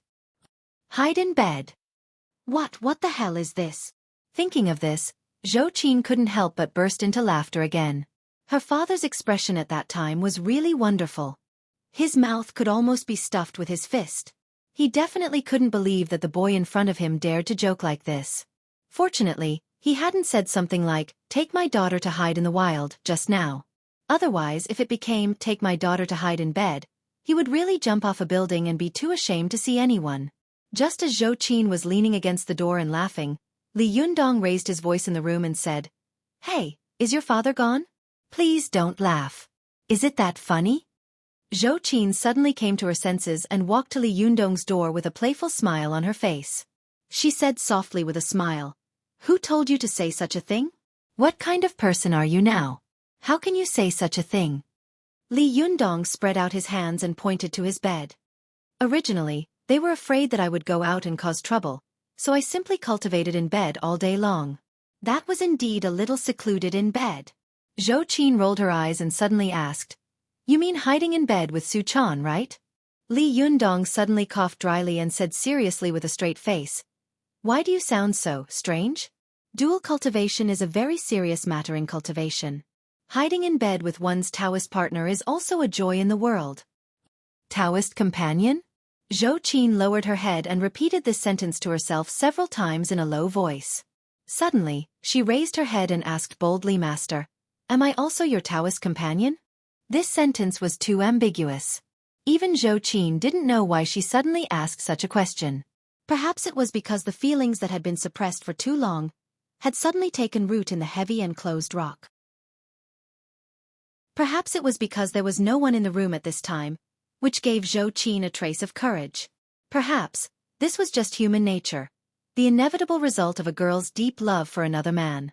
But no matter what, as soon as Xueqi said this, she regretted it. The proud young lady lowered her noble and elegant swan-like neck. Shyness and chagrin filled her cheeks and neck like the sunset. Out of the unique reserve and self-esteem of a young girl, Xueqi wanted to escape from this place immediately, but she seemed to be possessed. Her feet seemed to be rooted to the ground, and she didn't move at all. She had been paying attention to the man in front of her out of the corner of her eye, and her heart was beating wildly. Li Yundong was also stunned by Xueqi's question. He couldn't help but be stunned for a moment. Many scenes flashed through his mind in an instant. Once, when he was still a young boy and she was still a noble young lady, she had asked him out for the first time in the school pavilion and boldly confessed her love for him. Once, when he had angrily attacked He Xiao and was forced to separate from Su-chan, she had gone to Tibet to cultivate hard. For him, she would rather jump off a building and beg for death than implicate him. Once she had stubbornly and coldly refused him in the hospital, but in the end, she had been amused by him and smiled through her tears, revealing a lovely and pretty look of a little girl. Scenes flashed through Li Yundong's mind like a lantern. He couldn't help but ask himself at a loss, "Yes, who is Xueqi to me? Is she just a disciple? How can I not understand her feelings for me? If she is like this, what about Ziyuan?" Li Yundong's confusion for a moment made Xueqi's heart tighten. She felt as if there was an invisible hand in front of her tightly squeezing her heart, forcing her to breathe. "Xueqi, you be ****. How could you ask such a stupid question?" Xueqi, who had come to her senses, secretly scolded herself in a low voice. She quickly raised her head and pretended that nothing had happened. She giggled and said, "Master, I'm just teasing you. Look at how nervous you are." Li Yundong looked at Xueqi with a complicated look in his eyes. He opened his mouth as if he wanted to say something, but Xueqi waved her hand and said with an extremely bright smile, "It's okay. I'll go back to my room to read the secret method of patching heaven first. Master, you can do your own things. I won't disturb you." After that, she quickly turned around and closed herself in her room, leaving only a young and beautiful but lonely figure for Li Yundong. Li Yundong stood there for a long time and couldn't help but sigh sadly. The world of mortals is full of troubles. When will the world end? I want to go to the 9 realms, but I worry that I have few friends. After Li Yundong casually made up a limerick, he soon smiled self-deprecatingly and said to himself, "Damn it, Socrates said that if you marry a gentle and beautiful woman, you will be very happy. If you marry a shrew, you will become a philosopher. If I see Socrates, I will tell him that if you can have 3 beautiful women by your side at the same time, and you are unwilling to give up any of them, then you will become a poet." Chapter 758. Men were always greedy animals. Even a man like Li Yundong, who was loyal to Su-chan, couldn't help but be in a dilemma when faced with the feelings of Ziyuan and Xueqi.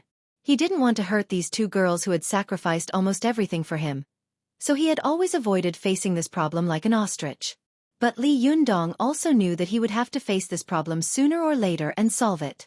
But Li Yundong also knew that, at least not now. While Li Yundong was alone in a dilemma, Su-chan, Ziyuan, and Chris were rushing to the United States. In Tiannan University, Yan Hua, the president of the student union, No, it should be said that Yan Feng, she was in even more pain now. In the office of the student union in the office building, many seniors gathered together excitedly, talking about Li Yundong, who had once been an influential figure in the school. But this time, there were two more people among the people they were talking about. The former president of the student union, Feng Na, and her best friend, Cheng Cheng.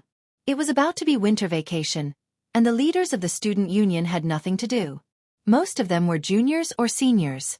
Others were busy reviewing their lessons and preparing for the exam, but they were all old foxes. They didn't care about the exam at all. When they had time, they would gather together to spread gossip. Among the many gossips, the gossip about Li Yundong and the others was the most popular.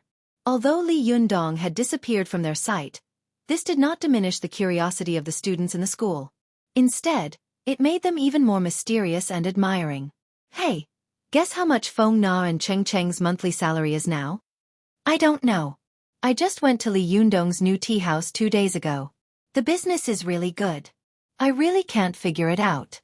A cup of tea at Desanxian is so expensive that it's almost equivalent to my monthly living expenses, but there are still so many people drinking it. It's unbelievable. No matter how I look at it, the daily turnover of this tea house is at least 6 figures. Tisk, 6 figures? You underestimate Desanxian too much. I heard that a group of Japanese people came out of nowhere and drank all the tea in the tea house a few days ago. It is said that they are still worshipping and burning incense in the tea house. Strange, the Japanese came to the tea house of China to worship and burn incense? Did you take the wrong medicine? Hee, maybe Li Yundong is unconventional. Alas, to be honest, when I went to the opening of the Desanxian tea house with Feng Na and Cheng Cheng, I was shocked by so many senior officials. At that time, I felt that Li Yundong was very powerful, but I didn't expect him to be so powerful. He was so influential that the Japanese came to China to support him. This is too exaggerated. Otherwise, why would we say that he is the pride of Tiannan University? Am I right?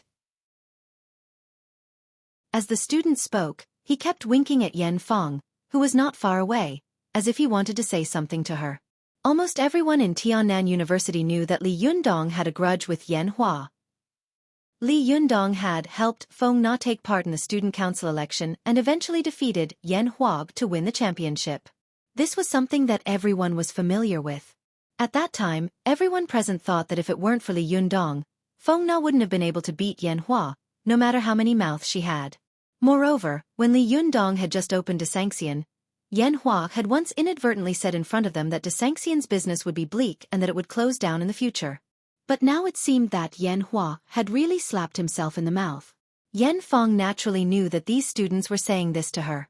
She couldn't help but feel more and more irritated. The happiest thing in the world was to hear that one's enemy was living a miserable life. Similarly, the most depressing thing in the world was to hear that one's enemy was doing well, while one's own life was in dire straits.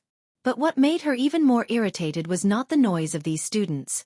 After all, she was a senior cultivator and had once been a master at the top phase of the Yang spirit realm.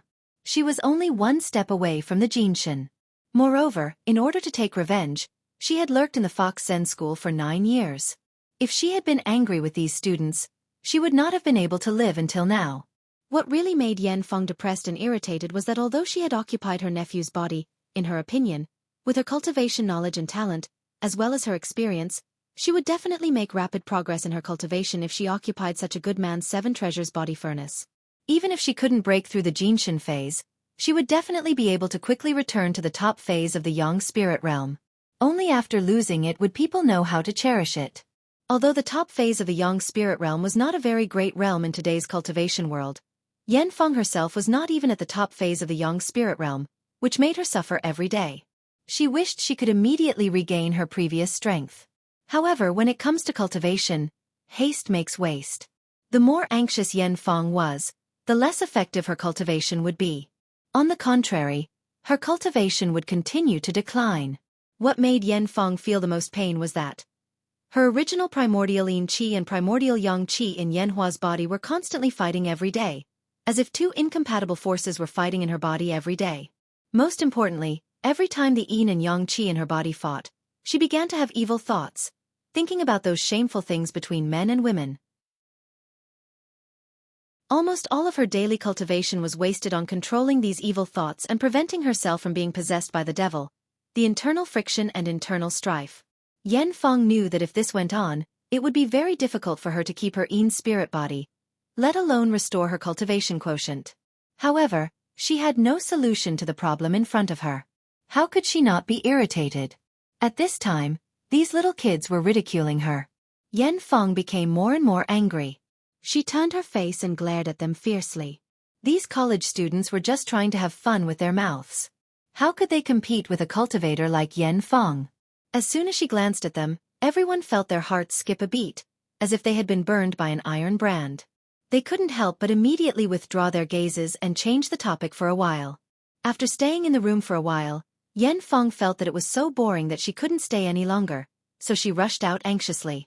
But when she came outside and was in this quiet and peaceful campus, Yan Feng still couldn't calm her restless and angry heart. Because she had followed Chris and the others to Chengdu Peak, Hardadef had been framed by her. Although Yan Feng had used her Yin spirit to look for Hardadef's body, she couldn't find it no matter how hard she tried. In her anger, she had to make a backup plan. Hardadef was not dead, and her identity would be leaked. In panic, the suspicious Yan Feng couldn't trust anyone. She cut off all contact with the cultivation world and waited for the news uneasily. But to her surprise, everything was calm, and there seemed to be nothing unusual around her. Apart from the news that the Desanxian tea house's business was booming from these so-called classmates, she didn't even know what had happened in the cultivation world.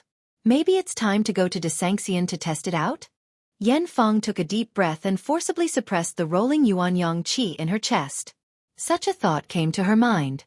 But she quickly rejected it, because she knew that if she probed the other party's background with her current cultivation, if she was discovered by the other party, she would be courting death and walking into a trap. At the very least, she had to restore her yang spirit body, so that even if she couldn't beat them, she could still escape. Thinking of this, Yan Feng couldn't help feeling irritated again. When will I be able to cultivate the yang spirit body again? I'm afraid it's hopeless in this lifetime, isn't it? Thinking of this, Yan Feng couldn't help but feel a little desperate. She walked around the campus in a daze. After an unknown period of time, she found that she had unknowingly walked back to her home. She subconsciously opened the door, and when she walked into the house, she saw Yan Hua's mother in the living room, watching the smiling, proud wanderer. It was the part where Ran Wuxing and Ling Hu Chong talked about how he passed the sunflower manual to Dong Fong Booby. When Yan Hua's mother saw Yan Hua coming back, she stood up and said with a smile, "Little Hua, you're back. Do you want me to make you something to eat?" But Yan Hua didn't even look at her. He turned around and went into his room.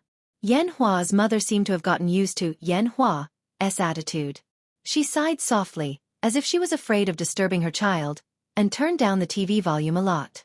But although she had turned down the volume, one of the classic lines still got into Yan Feng's ears. This sentence suddenly made Yan Feng's whole body tremble, and her whole person was stunned. This sentence was like the ringing of a big bell, and it was deafening, buzzing in her mind. This sentence was, "If you want to practice divine skills, castrate yourself with a knife."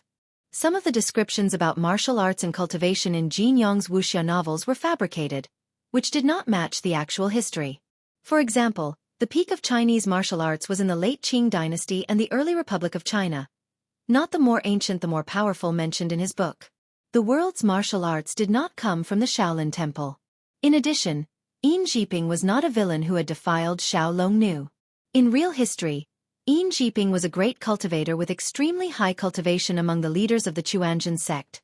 But among the many deviations, the seemingly absurd sentence, "If you want to practice divine skills, castrate yourself with a knife," was an extremely classic maxim in the cultivation world.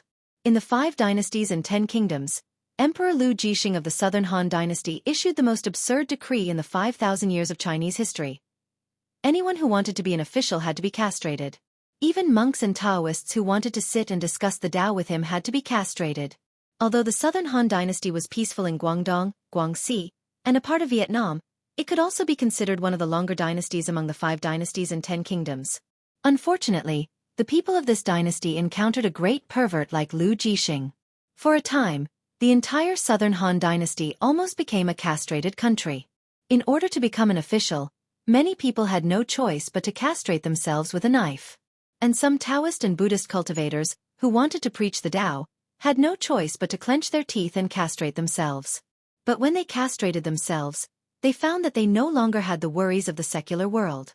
It seemed that they had suddenly become pure and desireless, with no desires and no desires. Speaking of which, this was also nonsense. Their balls had been castrated, so what else could they pursue? But the most difficult part of cultivation was to control one's heart. As the saying goes, the old don't practice martial arts, the young don't cultivate the Tao. The muscles and bones of the old had already decayed. If they continued to practice martial arts, they would only be asking for a snub. Meanwhile, the young had vigorous qi and blood. They had nowhere to vent their energy, especially those who were extremely energetic. Aside from women, they never thought of anything else. If these kinds of people cultivated the Tao, it would be strange if they didn't suffer from qi deviation. Although castration was cruel, from a rational point of view, it truly cut off all distracting thoughts and desires. For cultivators, it was truly of great benefit. Lu Jixing's fiendish decree had given rise to a large number of castrated people in southern Han. At the same time, he had also indirectly created a large group of cultivators with profound magical power. This group of self-castrated Taoists and monks, after cultivating without any distracting thoughts, had their cultivation soar by leaps and bounds, attracting the attention of other cultivators. What? You're more formidable than me because you cut off your own balls? Are you kidding me? Fine, I'll do the same if you cut them off. During this period, the castrated sect of the cultivation world flourished. Among them, the most famous was Wang Chongyang's disciple, Taoist master Eternal Spring of the Chuanjian Dragon sect, Xueqi. When Xueqi founded the Dragon's Gate sect, he set down the doctrine of ascetic cultivation, advocating the extermination of desires and emotions. Not only did he set an example by waving his blade and castrating himself, he also did not close his eyes or sleep for 6 years. However, the castrated sect was not mainstream in the cultivation world. Many Taoists still wanted to marry and have children, carrying on the family line. How could they be willing to so easily cut off their own balls? This was especially true towards the end of the Ming and Qing dynasties, when all of Taoism declined, and the Taoist cultivators' desire to save themselves from extinction became the most important matter. Carrying on the family line was the most important task. As a result, Taoists began to cherish their bodies even more, no longer engaging in such castrating activities. It was also precisely because of this that the castrated sect slowly disappeared into the mortal world of history, forgotten by cultivators. Although Yan Fong herself had read a lot of classics, she was also a woman. Although she had occupied the body of her nephew's 7 treasures, the mainstream Taoist ideology of cherishing one's body and cherishing one's life occupied her main thoughts. How could she think of waving a blade and castrating herself? At this time, when she suddenly heard such a sentence, it was like seeing the light in the darkness and feeling the way out in the fog. Yes, I'm tortured to death by this yang qi every day.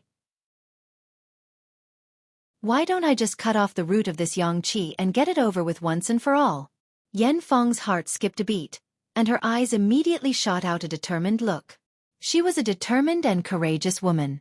As soon as she thought of this, she found a sharp knife, took off her clothes, and bit a towel in her mouth. After preparing the tools to stop the bleeding and disinfecting the knife, Yan Fong gritted her teeth and swung the knife from the pouch under her. Yan Fong's whole body shook violently, and she almost fainted from the pain. Blood kept flowing down her leg.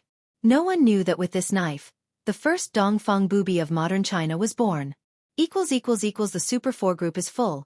Don't add it in addition, there was indeed a castrated sect in Taoism, and whether Xueqi was castrated is also controversial.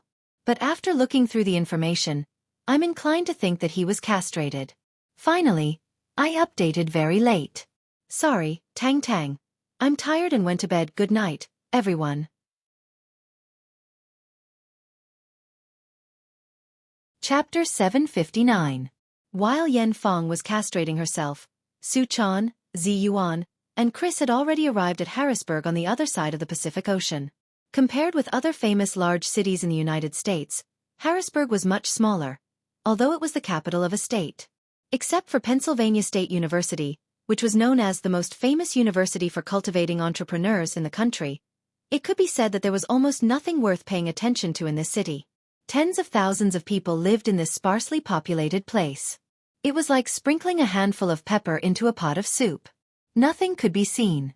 Except for people in the community and the main city, there were almost no signs of human habitation in other places.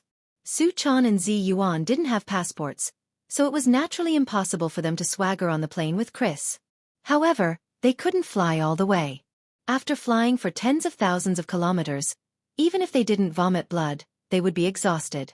Therefore, Xueqi and Zi Yuan successfully boarded the plane from Shanghai to Harrisburg under the cover of the goddess Nyan seal.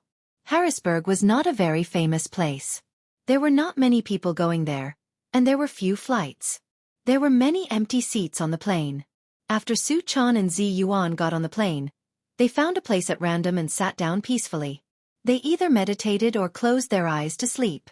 Anyway, the plane had taken off, and there was no such thing as passengers getting on halfway, so they didn't have to worry about being discovered. After the three of them got off the plane, Chris stopped a taxi. Instead of going home, she went straight to Harrisburg Hospital. This hospital was equivalent to a city hospital in China. It had 400 beds and was a first-class hospital with complete facilities. Chris was worried about the safety of her grandmother. Along the way, she didn't have time to introduce the customs of Harrisburg to Xueqi and Zi Yuan. She just looked out of the window, anxious to go home. Xueqi looked out of the window curiously. The scenery outside was in sharp contrast to the scenery of China, which was full of people and buildings. The first thing she saw was the extremely wide grass, as if she was in a grassland. After the taxi drove for a long time, they slowly entered the city. There were gradually more buildings around them, but there were not many tall buildings, which was very different from what Xueqi had expected. The driver was a black man. Along the way, he kept sneaking glances at Zi Yuan and Xueqi through the rearview mirror. These two beautiful women from the east had different appearances, but they were both stunning beauties, which really amazed him. The black man was talkative.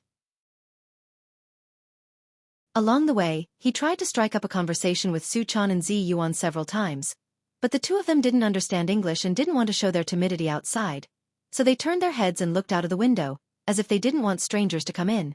The black man had failed to strike up a conversation with Xueqi, so he had no choice but to settle for the next best thing. He turned his head and tried to strike up a conversation with Chris. Annoyed, Chris couldn't help but yell at him. Only then did the black man obediently start driving his car. However, it didn't take long for him to start playing black blues music again. He was humming unconsciously, which really annoyed Xueqi and the others. On the wide and empty asphalt road of Harrisburg, a taxi was driving fast, and from time to time, a burst of fast-paced rap music came from the window. They drove all the way to Harrisburg Hospital. Xueqi and the others ran out of the car as if they were fleeing for their lives. Xueqi patted her chest and said to Zi Yuan with a wry smile, "Sister Zi Yuan, this foreigner is too talkative, isn't he? He didn't stop talking all the way. I really want to poke his acupoints." Zi Yuan smiled and said, "I want to too, but I can only think about it. This is not like our country. A little trouble here can lead to big trouble." Xueqi nodded and looked around carefully. At this time, after Chris had paid the bill, she came to their side, patted Xueqi's arm, and said, "Come, you guys come with me over here." Xueqi and Zi Yuan followed Chris into Harrisburg Hospital. After entering the inpatient building, Chris asked the nurse on duty and went straight to her grandmother's care ward. Chris's family was considered a famous family in the local area, so Lin Guiying lived in a special care ward. It was a single room, spacious and bright, with a special senior nurse in charge of taking care of her. As soon as Chris entered the door, she saw a young woman and a well-dressed man sitting by Lin Guiying's bed. This young woman was Chris's biological sister, Kurt, and the man next to her was her husband. Kurt immediately stood up when he saw Chris. With a look of surprise on his face, he walked over to her, opened his arms, and hugged her tightly. "Oh, Chris, baby, I thought I would never see you again. Jim said that you were far away in China and didn't want to come back." Chris patted her on the back and kissed her on the cheek. Then, she hugged Kurt's husband and said in a low voice, "How is Grandma? Hasn't she always been in good health? Why did she suddenly?" As she spoke, Chris looked over and saw that Lin Guiying, who used to be able to jump on plum stacks as tall as a man, was now lying quietly on the hospital bed. There was a breathing tube connected to a ventilator in her mouth, and a nasal feeding tube connected to her nose to deliver liquid food. Her eyes were closed and her body was motionless. Her skin showed an extremely unhealthy paleness. If it weren't for the electrocardiogram monitor next to her showing a trace of life, Chris would have thought that Lin Guiying had died. Seeing her dearest grandmother like this, Chris's eyes were suddenly filled with tears. Kurt, who was at the side, sighed softly and said, "A few days ago, when Granny was practicing her martial arts on a wooden pole, she probably fell from it. When the servants found her, she had already been unconscious for a few hours. When she was sent to the hospital, the doctor said that it was a sudden cerebral thrombosis that caused her paralysis. Now she is in a vegetative state, and I don't know if she will wake up." Kurt had been studying abroad since he was a child, so he didn't have any deep feelings for Lin Guiying. However, Lin Guiying had a high status in the family. As a junior, he naturally had to come back to check on her. After explaining the situation in a low voice, she looked at Zi Yuan and Su Chan and motioned for Chris to introduce them. "Chris, who are these two?" Chris wiped away her tears and forced herself to calm down. "Sister, these are my two good friends in China. Her name is Su Chan, and her name is Zi Yuanch." As she spoke, she introduced Kurt and her husband to Su Chan and Zi Yuan. After shaking hands politely and reservedly according to etiquette, Zi Yuan's eyes couldn't help but fall on Lin Guiying. After looking at her carefully for a while, she suddenly frowned and reached out to touch Lin Guiying's wrist. Kurt's husband shouted subconsciously, trying to stop Zi Yuan. "Hey, be careful. She's a seriously ill patient in front of you." Zi Yuan didn't understand what he was saying, so she just glanced at him faintly. This glance stunned Kurt's husband, and he almost lost his composure on the spot because of Zi Yuan's amazing appearance. When he came to his senses, he shrugged his shoulders awkwardly, indicating that he would not stop her. Kurt saw Zi Yuan press Lin Guiying's pulse with her hand, then explore her neck and heart. She couldn't help but pull Chris aside and whisper, "Chris, who are they? What are they doing here?" Chris's eyes were full of hope as she stared at Zi Yuan, as if she was eager to see a trace of good news from Zi Yuan's face in the next second. She said casually, "They are all very powerful, doctors." "Well, they can also be considered doctors." Kurt slapped her forehead. "Damn it, what do you mean by they can also be considered doctors?" "Hey, Chris, I know that you have been very obsessed with China since you were a child, but you don't have to provoke the Chinese for such a thing, do you?" The beauty of Su Chan and Zi Yuan was extremely amazing, transcending any racial prejudice and national boundaries. Even the strongest racist would be shocked by their amazing beauty when they saw Zi Yuan and Su Chan. Kurt was naturally aware of her husband's absent-minded state. She herself could be considered a beautiful woman. Suddenly seeing her husband fall head over heels in love with these two peerless beauties, she was naturally extremely displeased, and a great sense of disgust arose in her heart. Chris was worried about the safety of her grandmother, so she didn't pay much attention to her sister's thoughts. She said casually, "It's okay. Let them see. There can't be a worse situation than this. They should have a way." Kurt knew that although her sister was younger than her, she was determined and very strong-willed. It was difficult for anyone to change her mind once she decided on something. She was unhappy and muttered in a low voice, "Humph, these ignorant Chinese people know nothing but selling fake goods and playing kung fu." Chris glanced at her quickly. She was not in the mood to argue with her sister here. She walked over to Zi Yuan and asked in a low voice, "Zi Yuan, how is my grandmother?" Zi Yuan withdrew her hand and looked at Chris. She quickly glanced at Kurt and her husband with some scruples. Chris knew what she meant and quickly said in Chinese, "It's okay. They don't understand Chinese. Just tell me directly." Zi Yuan nodded. "Chris, I have good news and bad news, as well as good news that is neither good nor bad. Which one do you want to hear first?" Chris said without hesitation, "Listen to the good news first." Zi Yuan smiled slightly. "The good news is, your grandmother didn't have a cerebral thrombosis. It's just that the symptoms are very similar." Chris beamed with joy. "Yes, my grandmother is in good health. She was practicing boxing before the disease broke out. My sister said that she fell from the plum blossom stump." Plum blossom stump? Zi Yuan looked at Lin Guiying, who was lying in the hospital bed, and said, "It turns out that she practiced plum blossom boxing. No wonder your grandmother is so old, but her internal organs are very healthy and strong. Among the elderly, she is very good." Chris took a deep breath and said, "Well, I've heard the good news. It's time to tell the bad news. Seeing that she was like an uneasy prisoner waiting to be sentenced, Ziyuan couldn't help but smile and comfort her. Don't be so nervous. It's not that bad. The bad news is that your grandmother isn't sick, but she's been cursed by someone. Ah! Chris and Su-chan were shocked at the same time. Su-chan hurriedly rushed to Lin Guiying's side, opened her eyelids to take a look, and then reached out to test her meridians. Kurt frowned and wanted to interrupt them, but he couldn't because of Chris. He could only stare at Ziyuan and Su-chan sullenly. Su-chan took a quick look and returned to Ziyuan's side in surprise. She said to Chris, "It's the soul-stealing spell. This is a Taoist magic. Did your grandmother offend some cultivators?" Chris looked confused. "No, my grandmother lives in seclusion and has always been kind to others.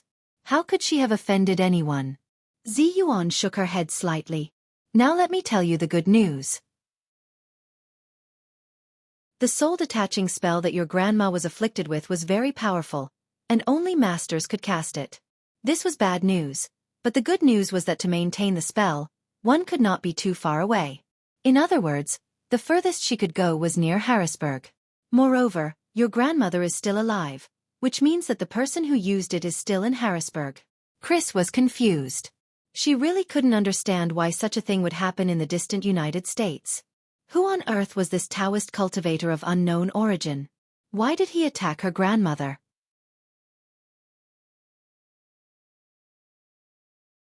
Chapter 760. Chris looked puzzled and couldn't help asking Ziyuan, "What kind of magic is this soul-stealing spell?" Ziyuan pulled Chris's arm and motioned for her to walk over to Lin Guiying. She said softly, "In the eyes of Taoist cultivators, people have 3 souls and 7 spirits. The 3 souls are the heaven soul, the earth soul, and the life soul, also known as the embryo light, the refreshing spirit, and the nether spirit. The 7 spirits are Tianchong, Linghui, Central Center, Qi, Li, Jing and Ying, also known as the devouring thief, the dead dog, the eliminating filth, the smelly lung, the sparrow Yin, the non-poison, and the hidden arrow." As she spoke, Ziyuan pointed to Lin Guiying and said, "Your grandmother only has the life soul of the 3 souls left, which is the refreshing spirit, which is in charge of the 5 elements. Of the 7 spirits, only 1 is left, which is the eliminating filth spirit, which maintains the metabolism of the human body. The other 6 spirits have been dispersed and are nowhere to be found." Chris said anxiously, "Then how can I save my grandmother? Do I have to find the caster? Do I need to kill him?" Ziyuan shook her head and said, "If it's just witchcraft, killing the caster will naturally remove the magic. But our Taoist magic is not like this. Although this magic needs to be maintained, the reason why it needs to be maintained is that it has to be controlled all the time so that the victim's 3 souls and 7 spirits will not scatter between heaven and earth and can no longer be summoned back. Most of the people who can use this magic are masters. And if this person really has a grudge against your grandmother, he can completely shatter your grandmother's 3 souls and 7 spirits at once. He doesn't have to make your grandmother into a vegetable like she is now, neither dead nor alive." Chris was also an extremely smart person. Her eyes lit up and she said, "You mean, this person doesn't want my grandmother's life?" Ziyuan nodded slightly. "Yes, if I'm not mistaken, this person should want to use your grandmother to threaten you or your family." Su-chan suddenly said, "It's also possible that he wants to take this opportunity to get close to you. For example, he pretended to cast a spell on your grandmother and then helped her remove it, so that you would be grateful and trust him." When Chris heard this, her heart couldn't help but tremble. Her face was gloomy and uncertain. She gritted her teeth and said in a low voice, "What you said makes sense. It's very likely. However, which cultivator would want to do this to me or our family? We didn't offend them." Su-chan looked at her worriedly, then turned to Ziyuan and said, "Sister Ziyuan, do you know any powerful cultivators and cultivation sects abroad?" Ziyuan shook her head and said, "I don't know." There was a trace of connection between the domestic cultivation world and the foreign cultivation world 30 or 40 years ago, but slowly, the connection between the two became less and less. Gradually they became 2 schools of thought. They both said that they were the right way and accused each other of being the worst. No one was convinced by the other. Even the foreign cultivation world shouted that the masters were abroad, and they sneered at the domestic cultivators and disdained them. Su-chan also nodded slightly and said, "Yes, I saw the internal conflict between the Xiantian sect and the Zhengyi school a while ago. At that time, I also felt that the Xiantian sect was very powerful and seemed to have many masters. By the way, Sister Zi Yuan, do you think it could be the Xiantian sect? Zi Yuan thought for a moment and said, I don't know, but it shouldn't be. The two of them were talking in low voices. Kurt's eyes were wide open and she was confused. She didn't know what they were talking about. She grabbed Chris and said unhappily, Chris, what are you talking about with your Chinese friends? Chris hesitated for a moment, but she still didn't tell her sister the news. Her mind raced and she soon came up with an idea. They said that Grandma's disease is incurable, and they can't do anything about it. Kurt snorted. That's obvious. It would be strange if they could cure Grandma.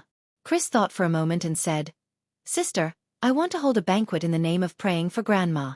What do you think? By the way, I want to contact everyone and see if they have any good ideas. It's also good to brainstorm. Kurt hesitated for a moment. A banquet? She looked at the unconscious Lin Guoying and said, It's not good for Grandma to be like this, is it? Chris said, That's why it's being held in the name of praying for blessings. Why don't you inform our relatives and friends, and then inform other people in the nearby community? What do you think? While Kurt was still hesitating, her husband suddenly had an idea. He thought that since there was going to be a banquet, maybe Chris's two beautiful Chinese girls would also attend. At that time, he would have a chance to get to know them. As soon as this idea came to his mind, Kurt's husband said, Kurt, that's a good idea. Kurt didn't know what her husband was thinking. After being persuaded, she didn't insist. She just said, I have to go back and listen to my father and mother's opinions. Then, she picked up her cell phone and dialed a number. Chris didn't comment. In her opinion, even if her father and mother didn't agree, she would hold the banquet in her own name. After Kurt walked aside to make the call, she walked back and smiled at Chris. Chris, my father and mother have agreed. Chris smiled, turned to Zi Yuan and Su Chan, and said in Chinese, Now it's all right. I've held a banquet. If someone is really plotting against me behind my back, he will definitely come to my banquet and jump out in a hurry.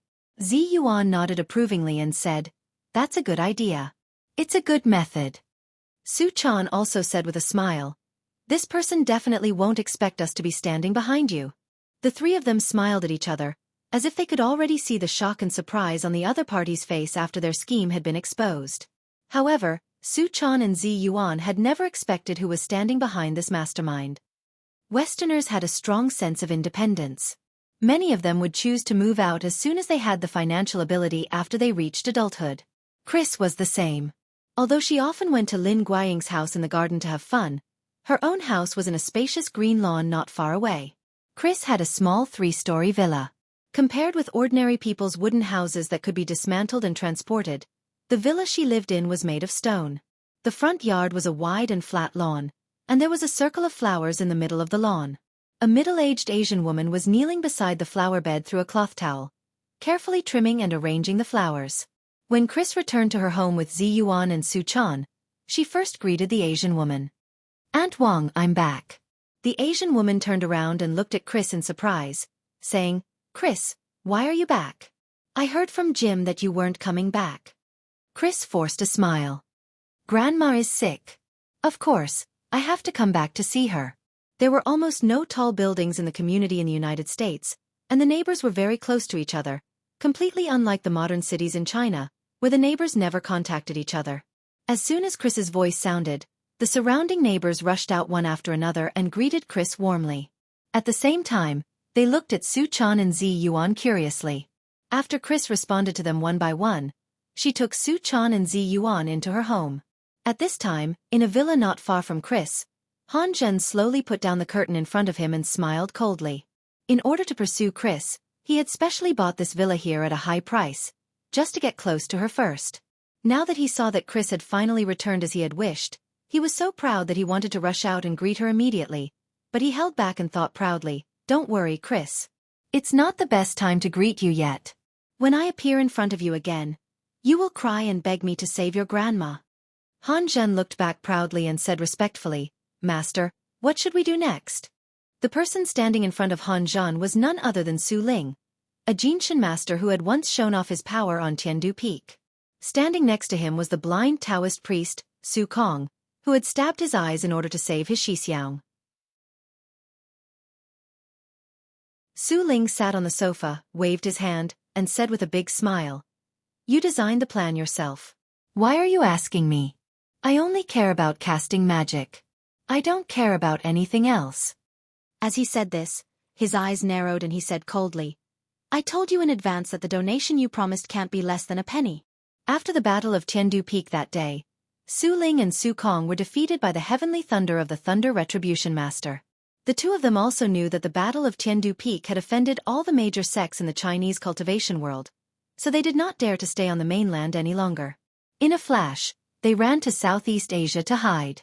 On the one hand, they could find the power of Zenkingism in Southeast Asia, so that it would be convenient for them to seize power in the future. On the other hand, they could also recuperate from their injuries and plot again.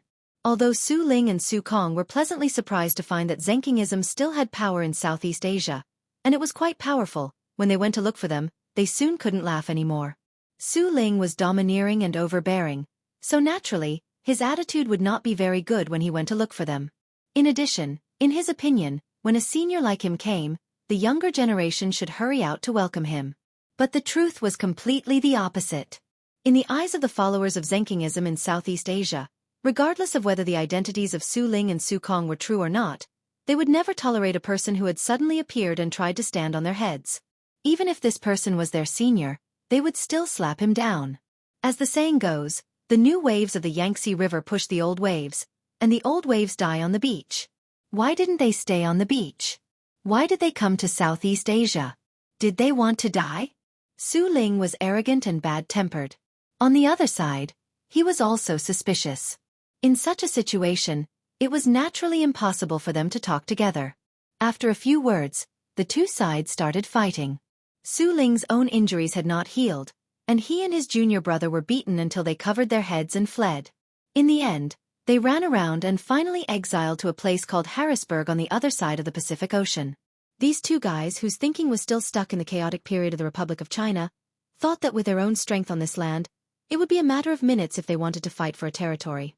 Therefore, they showed the banner of Zenkingism and looked for the local gangs to fight. However, the gang that Su Ling and Xueqi chose was the Han family. At this time, Han Zhun came back from China. When he heard that these two Taoist priests dared to cause trouble, he immediately picked a dozen people with all kinds of guns to cause trouble for Su Ling and Xueqi. Su Ling and Xueqi were also very straightforward. They started a big fight with Han Zhun's people. Needless to say, although Han Zhun had guns in his hand, he was naturally defeated when he met a Jinshin master and a Yang spirit master. However, Su Ling and Xueqi also knew what was important and did not kill them. They only forced Han Zhun to give up his territory or pay a membership fee. Han Zhun was depressed and wronged. When a gangster met someone who was even more evil than him, he had no way to reason with them. However, he also reacted very quickly. He immediately bowed to Su Ling and shamelessly took him as his master. Su Ling was addicted to accepting disciples, so he naturally waved his hand and happily accepted him. It was also because he had seen Su Ling's remarkable ability that Han Zhun had an idea. That was why Lin Guiying was seriously ill, and Chris was eager to return home.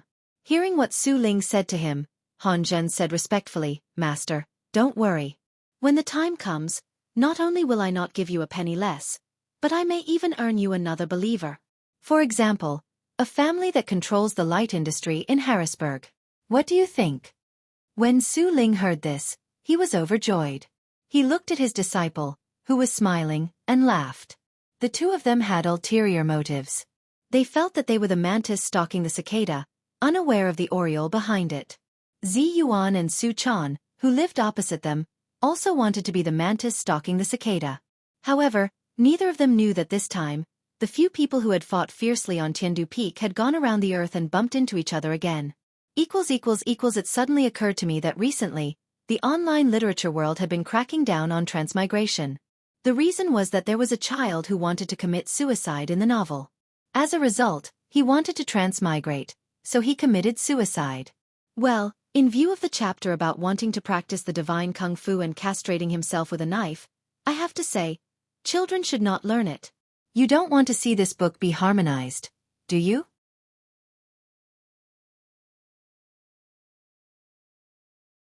Chapter 761.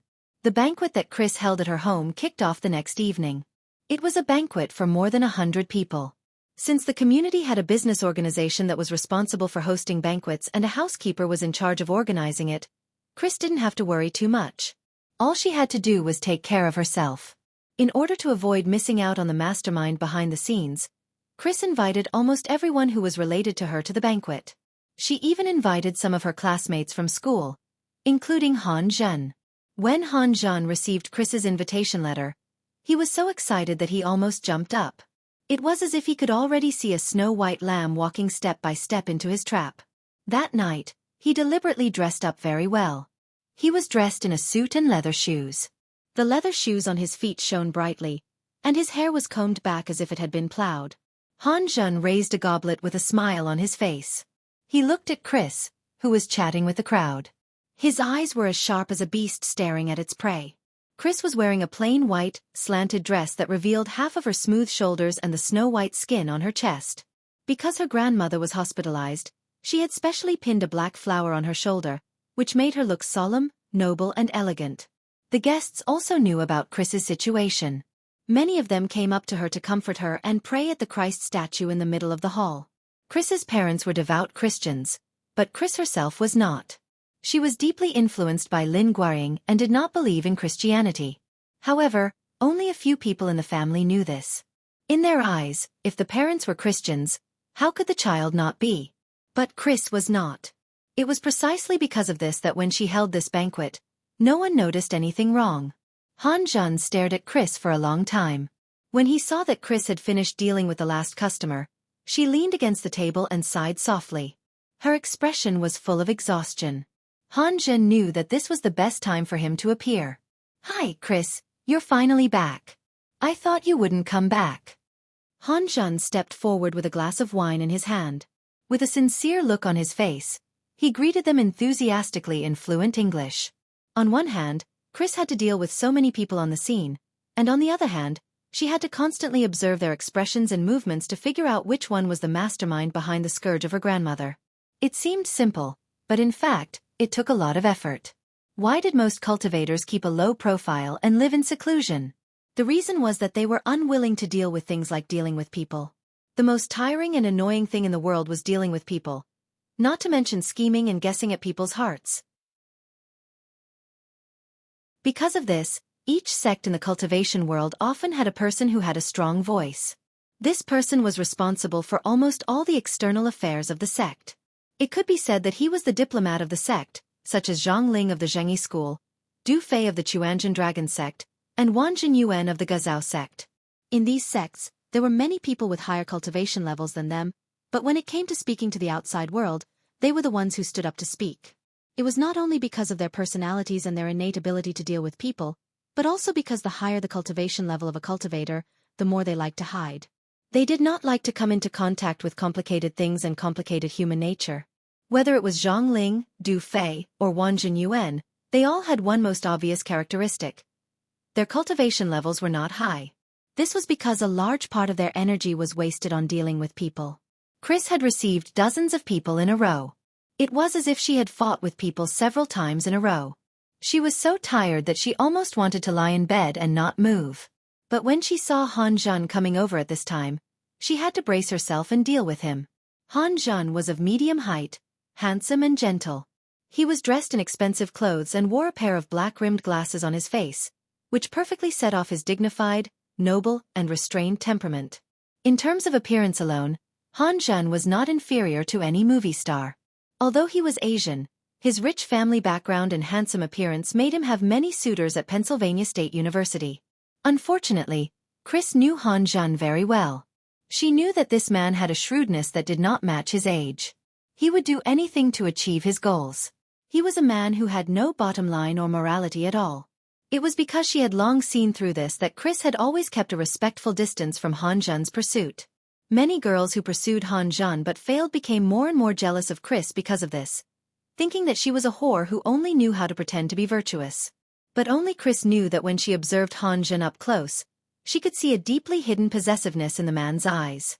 And today, the strange light in Han Zhen's eyes made Chris feel particularly vigilant. Chris forced a smile and said in fluent Chinese, "The weather is unpredictable, and people have their ups and downs. How can I decide whether I come back or not?" Seeing that she was speaking to him in Chinese, Han Zhen had no choice but to say in not very fluent Chinese, "I remember there is a saying, the moon has its ups and downs." "What? A minute, how can this saying be used?" Chris smiled slightly and said, "The moon has its ups and downs, and people have their sorrows and joys and sorrows and reunions."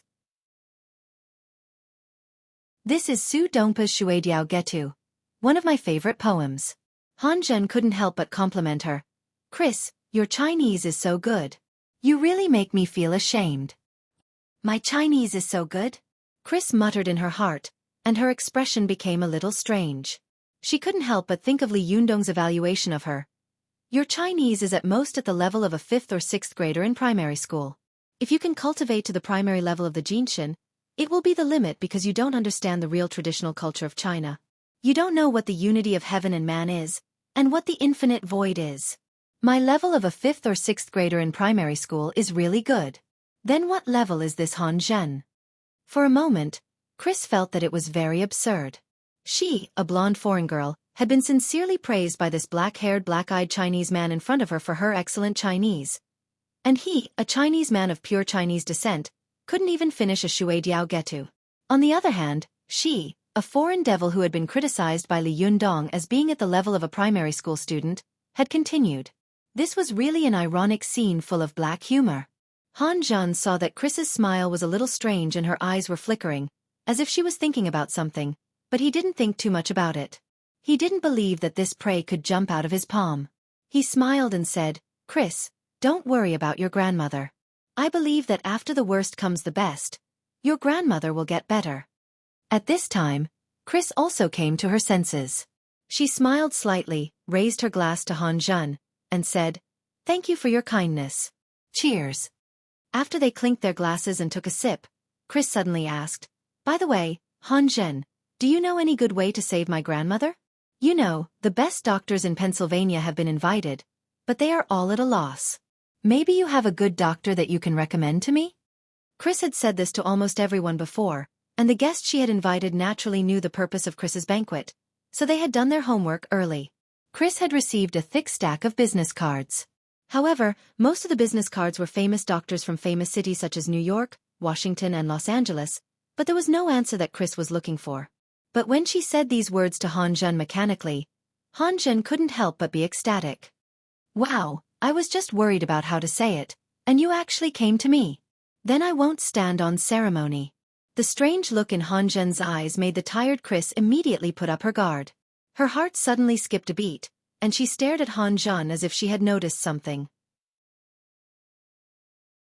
In fact, Chris had listed Han Zhen as the most suspicious target at first, but then she thought about it and felt that although Han Zhen had a bad character, there was no doubt that he was smart and cunning. He would not do such a thing at such a critical juncture. Once she found out, her disgust for him would definitely escalate to hatred. It was impossible for him not to have thought of this. However, Chris had not expected that Han Zhen would actually run into Su Ling and Xueqi. Moreover, Han Zhen had only known that Chris had gone to China, but he did not know that Chris had gone to China to study cultivation. Therefore, when he had run into a cultivator, he had thought that he was the only lucky person in the world who knew about such a powerful character. Therefore, Han Zhen had only covered up this matter a little at the beginning, but then he had swaggered out and stood up without any scruples. One was a little presumptuous, while the other was self-righteous. The two sides had accidentally come together, resulting in the current situation. The most suspicious person had been let go by Chris, but in the end, after a round of investigation, the suspect had still fallen on this guy. Han Zhen pretended to be hesitant and said, "Chris, I do have a way, but..." Seeing his abnormality, Chris became more and more vigilant in her heart, but she did not show it on her face. Instead, she asked anxiously, "But what?" Han Zhen looked around and said in a low voice, pretending to be mysterious, "I know a very powerful Taoist priest. He should be able to cure your grandmother's illness. Are you interested in meeting him?" It really was him. Hearing this, Chris was shocked. She immediately clenched the wine glass in her hand so hard that she almost crushed it in an instant. However, she came from a famous family and was very shrewd. She forcibly suppressed the anger in her heart and showed a puzzled expression on her face. A Taoist priest? A Taoist priest can cure diseases? Seeing Chris's expression, Han Zhen was not surprised but happy. He said with a smile, I knew you would react like this. When I first saw this Taoist priest, I had the same thought as you. Hey, Chris, although you know China well, you probably don't know how many magical powers these Taoist priests have, do you? Chris sneered in her heart and thought to herself, if I tell you about the fighting methods I've seen in China, you will be scared to death. However, she deliberately said disapprovingly, is that so? Han Zhen waved his hand and said mysteriously, Chris, if you don't believe me, come with me to see it. How about it? It's at my house. It's not far from here. Chris hesitated for a moment and quickly glanced upstairs. She saw Zi Yuan, who was secretly looking at her through the gap of a half-hidden door upstairs, nodding gently at her. Chris immediately made up her mind and said to Han Zhen, Okay, take me to see it. Han Zhen was overjoyed and said with a smile, You definitely won't be disappointed. Chris sneered in her heart, but she forced a smile on her face. I hope so. After saying goodbye to some of the acquaintances at the banquet, they went to Han Zhen's house. Their houses were quite close, so it would only take them 2 or 3 minutes to get there. At this time, Su Chan and Zi Yuan, who had been hiding in the dark and watching Chris, looked at each other and followed her from a distance. The two of them knew that Chris must have found the real mastermind at this time. They didn't know who this mastermind was, what his identity was, or what his strength was. Therefore, they were more vigilant and carefully restrained their auras. Under the cover of the goddess Nyan seal, they followed Chris and sneaked into Han Zhen's house. After entering Han Zhen's house, Su Chan and Zi Yuan saw a man in a Taoist robe with his hair combed into a high bun, with his back to them. Su Chan immediately tugged at Zi Yuan's sleeve and asked her with her eyes, as if to say, Sister Zi Yuan, this is the person, right? When Zi Yuan saw the figure of this person, she vaguely felt that he was a little familiar, but she was not sure. She secretly transmitted a voice message. It should be him. Be careful. At this time, the Taoist seemed to have noticed that Chris and Han Zhen had returned. He turned around and laughed. Good disciple, you're back? As soon as the man turned around, Chris was so scared that her legs trembled. She subconsciously wanted to turn around and run. She had a deep impression of this person. This was the devil-like Su Ling who had killed everyone on Tiandu Peak. Even Li Yundong, Zi Yuan, Zhou Qin, and Su Chan couldn't do anything to him. When Zi Yuan and Su Chan saw him, they were so scared that their hearts almost jumped out of their chests. They thought in their minds at the same time, isn't the earth too small? There will be another chapter in a while. It will probably be around 12:30 p.m. Those who can't wait can go to sleep first.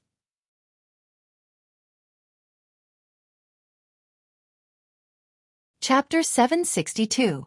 If they went back 2 months, Su Ling was really an unbeatable superboss for Li Yunyang, Zi Yuan, and the others.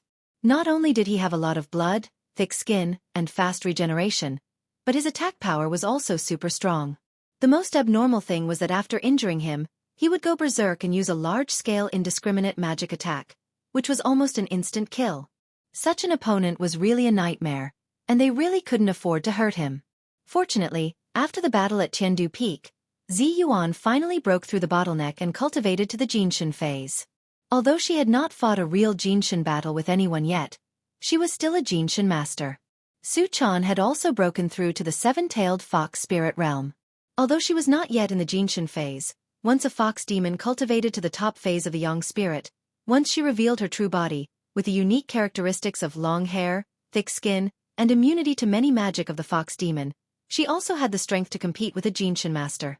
Although it was unlikely that she could win, at least she would not be like an ordinary Yang spirit master, who had no room to fight back.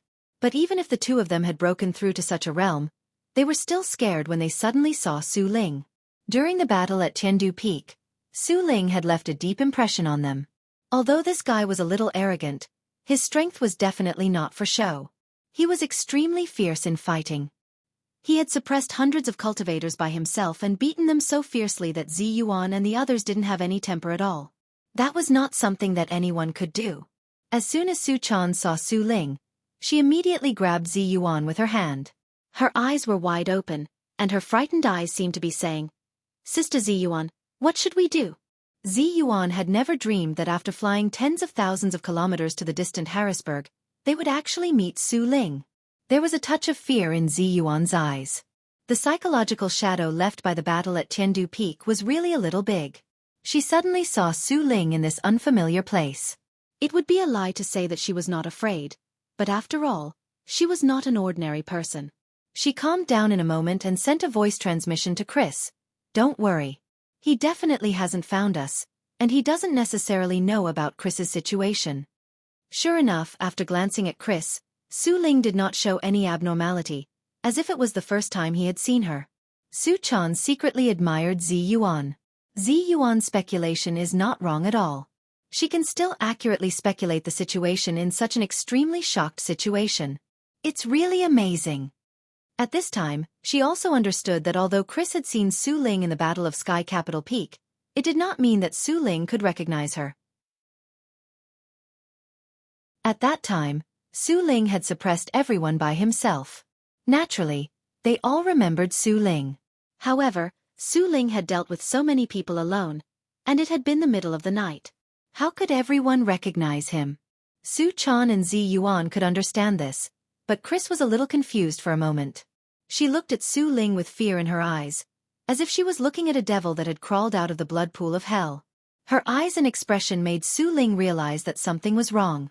The paranoid Su Ling could not help but turn his eyes back and stare at her carefully with a suspicious look on his face. Zi Yuan immediately became alert. She sent a voice transmission to Chris. "Chris, don't look at me. This Su Ling hasn't found you. Don't expose yourself." Chris's body trembled slightly. She was also an extremely smart woman, so she quickly reacted. She lowered her eyes and quickly concealed her emotions. At this time, Su Ling also looked at her suspiciously and suddenly said, "Do you know me?" Chris raised her head, and there was no longer the strange fear in her eyes. She forced a smile and said, "I don't know you." Su Ling's eyes became more and more puzzled. "Then why are you so afraid of me?" Chris suddenly had an idea and said, "You have a kind of frightening aura on you. I don't dare to approach you." These words made Su Ling laugh proudly. The suspicion in his heart disappeared. He walked forward with a smile and said, "Don't be afraid. I'm a very easygoing person." When Chris saw him coming over, she was so nervous that all the hair on her body stood on end. She couldn't help clenching her fists. Even though Zi Yuan was by her side, she couldn't stop her fear from spreading rapidly throughout her body. In the face of such a demon who killed people without blinking an eye, it was still uncertain whether Zi Yuan and Su Chan could beat him. Now, his grandmother's life was obviously in his hands. Not only had he failed to save his grandmother, but he was also about to lose his own life. In such a situation, who wouldn't be afraid? Although Su Ling was pleased by Chris' flattering words, he was soon suspicious of Chris' abnormal vigilance. At this time, a Taoist priest with a black cloth covering his eyes walked out from the inner room. It was none other than Jiao Buli Meng, Meng Buli Su Kong. Although Su Kong was blind, he seemed to be able to see the surrounding scenery. He walked around the furniture and sofa in the living room, walked up to Su Ling, and whispered a few words in his ear. Su Ling's eyes flashed, and he said to Chris, "Did my disciple mention me to you?" Han Zhen, who had been unable to get a word in, said, "Master, Chris's grandmother is seriously ill. I want to ask you to take a look at her. What do you think?" Su Ling said to Chris with a fake smile, "Do you believe me?" Chris hesitated for a moment and did not speak. Her reaction was within Han Zhen and Su Ling's expectations. If it had been anyone else, it would have been strange if they had been in Chris's shoes and said that they believed her at this time. Su Ling nodded and said, "You haven't seen a cultivator like me before, have you?" Chris hesitated for a moment, afraid that Su Ling would recognize that she had appeared on Tiandu Peak, so she nodded and said, "No." At this time, Su Ling's eyes flashed, and he quickly grabbed Chris's hand and said, "Oh? Then let me see how you are." Chris was already nervous and afraid. Seeing Su Ling grab her, she immediately trembled with fear. She reflexively took a step back and withdrew her hand. Although she reacted quickly, Su Ling's hand quickly brushed past her wrist. In just this moment, Su Ling's Zhenqi immediately invaded Chris's body. Although Chris lacked systematic and formal cultivation, She had been transformed by the Dun Jindan, and the essence, qi, and blood in her body were extremely strong. As soon as Su Ling's Zhenqi probed, the aura in her body immediately bounced back. Su Ling was just testing, so he only used 20% of his strength, but it was bounced back by a foreigner. Su Ling was shocked, and then he became furious. His fingers were like hooks as he grabbed at Chris fiercely. "You're lying. You're a cultivator. How dare you lie in front of me? You're courting death." Chris was so frightened that her beautiful face turned pale. She turned around and ran back wildly. At this time, Zi Yuan also appeared in an instant. The ninth heaven Zi Yuan silk suddenly turned into a purple flash of lightning, like an extremely sharp awl, stabbing towards Su Ling's palm. After Zi Yuan had broken through to the Jinshin phase, her personal powerful magical weapon had also improved. In the world, only the Jinshin could break it. In the past, the ninth heaven Zi Yuan silk could not break it, but now it was different. If Su Ling grabbed it with his bare hands, his palm and arm would be drilled a bloody hole by the ninth heaven Zi Yuan silk. Su Ling only felt a gust of wind stabbing toward his palm, which made his hair stand on end. Obviously, this gust of wind had the effect of breaking armor. Otherwise, he would not have been so vigilant. Su Ling subconsciously withdrew his hand and stepped back. When he took a closer look, he suddenly became angry and said with a ferocious smile, "Well, it's you. There's a way to heaven, but you don't want to go to hell." In the Battle of Tiandu Peak, Su Ling had a deep impression of Zi Yuan.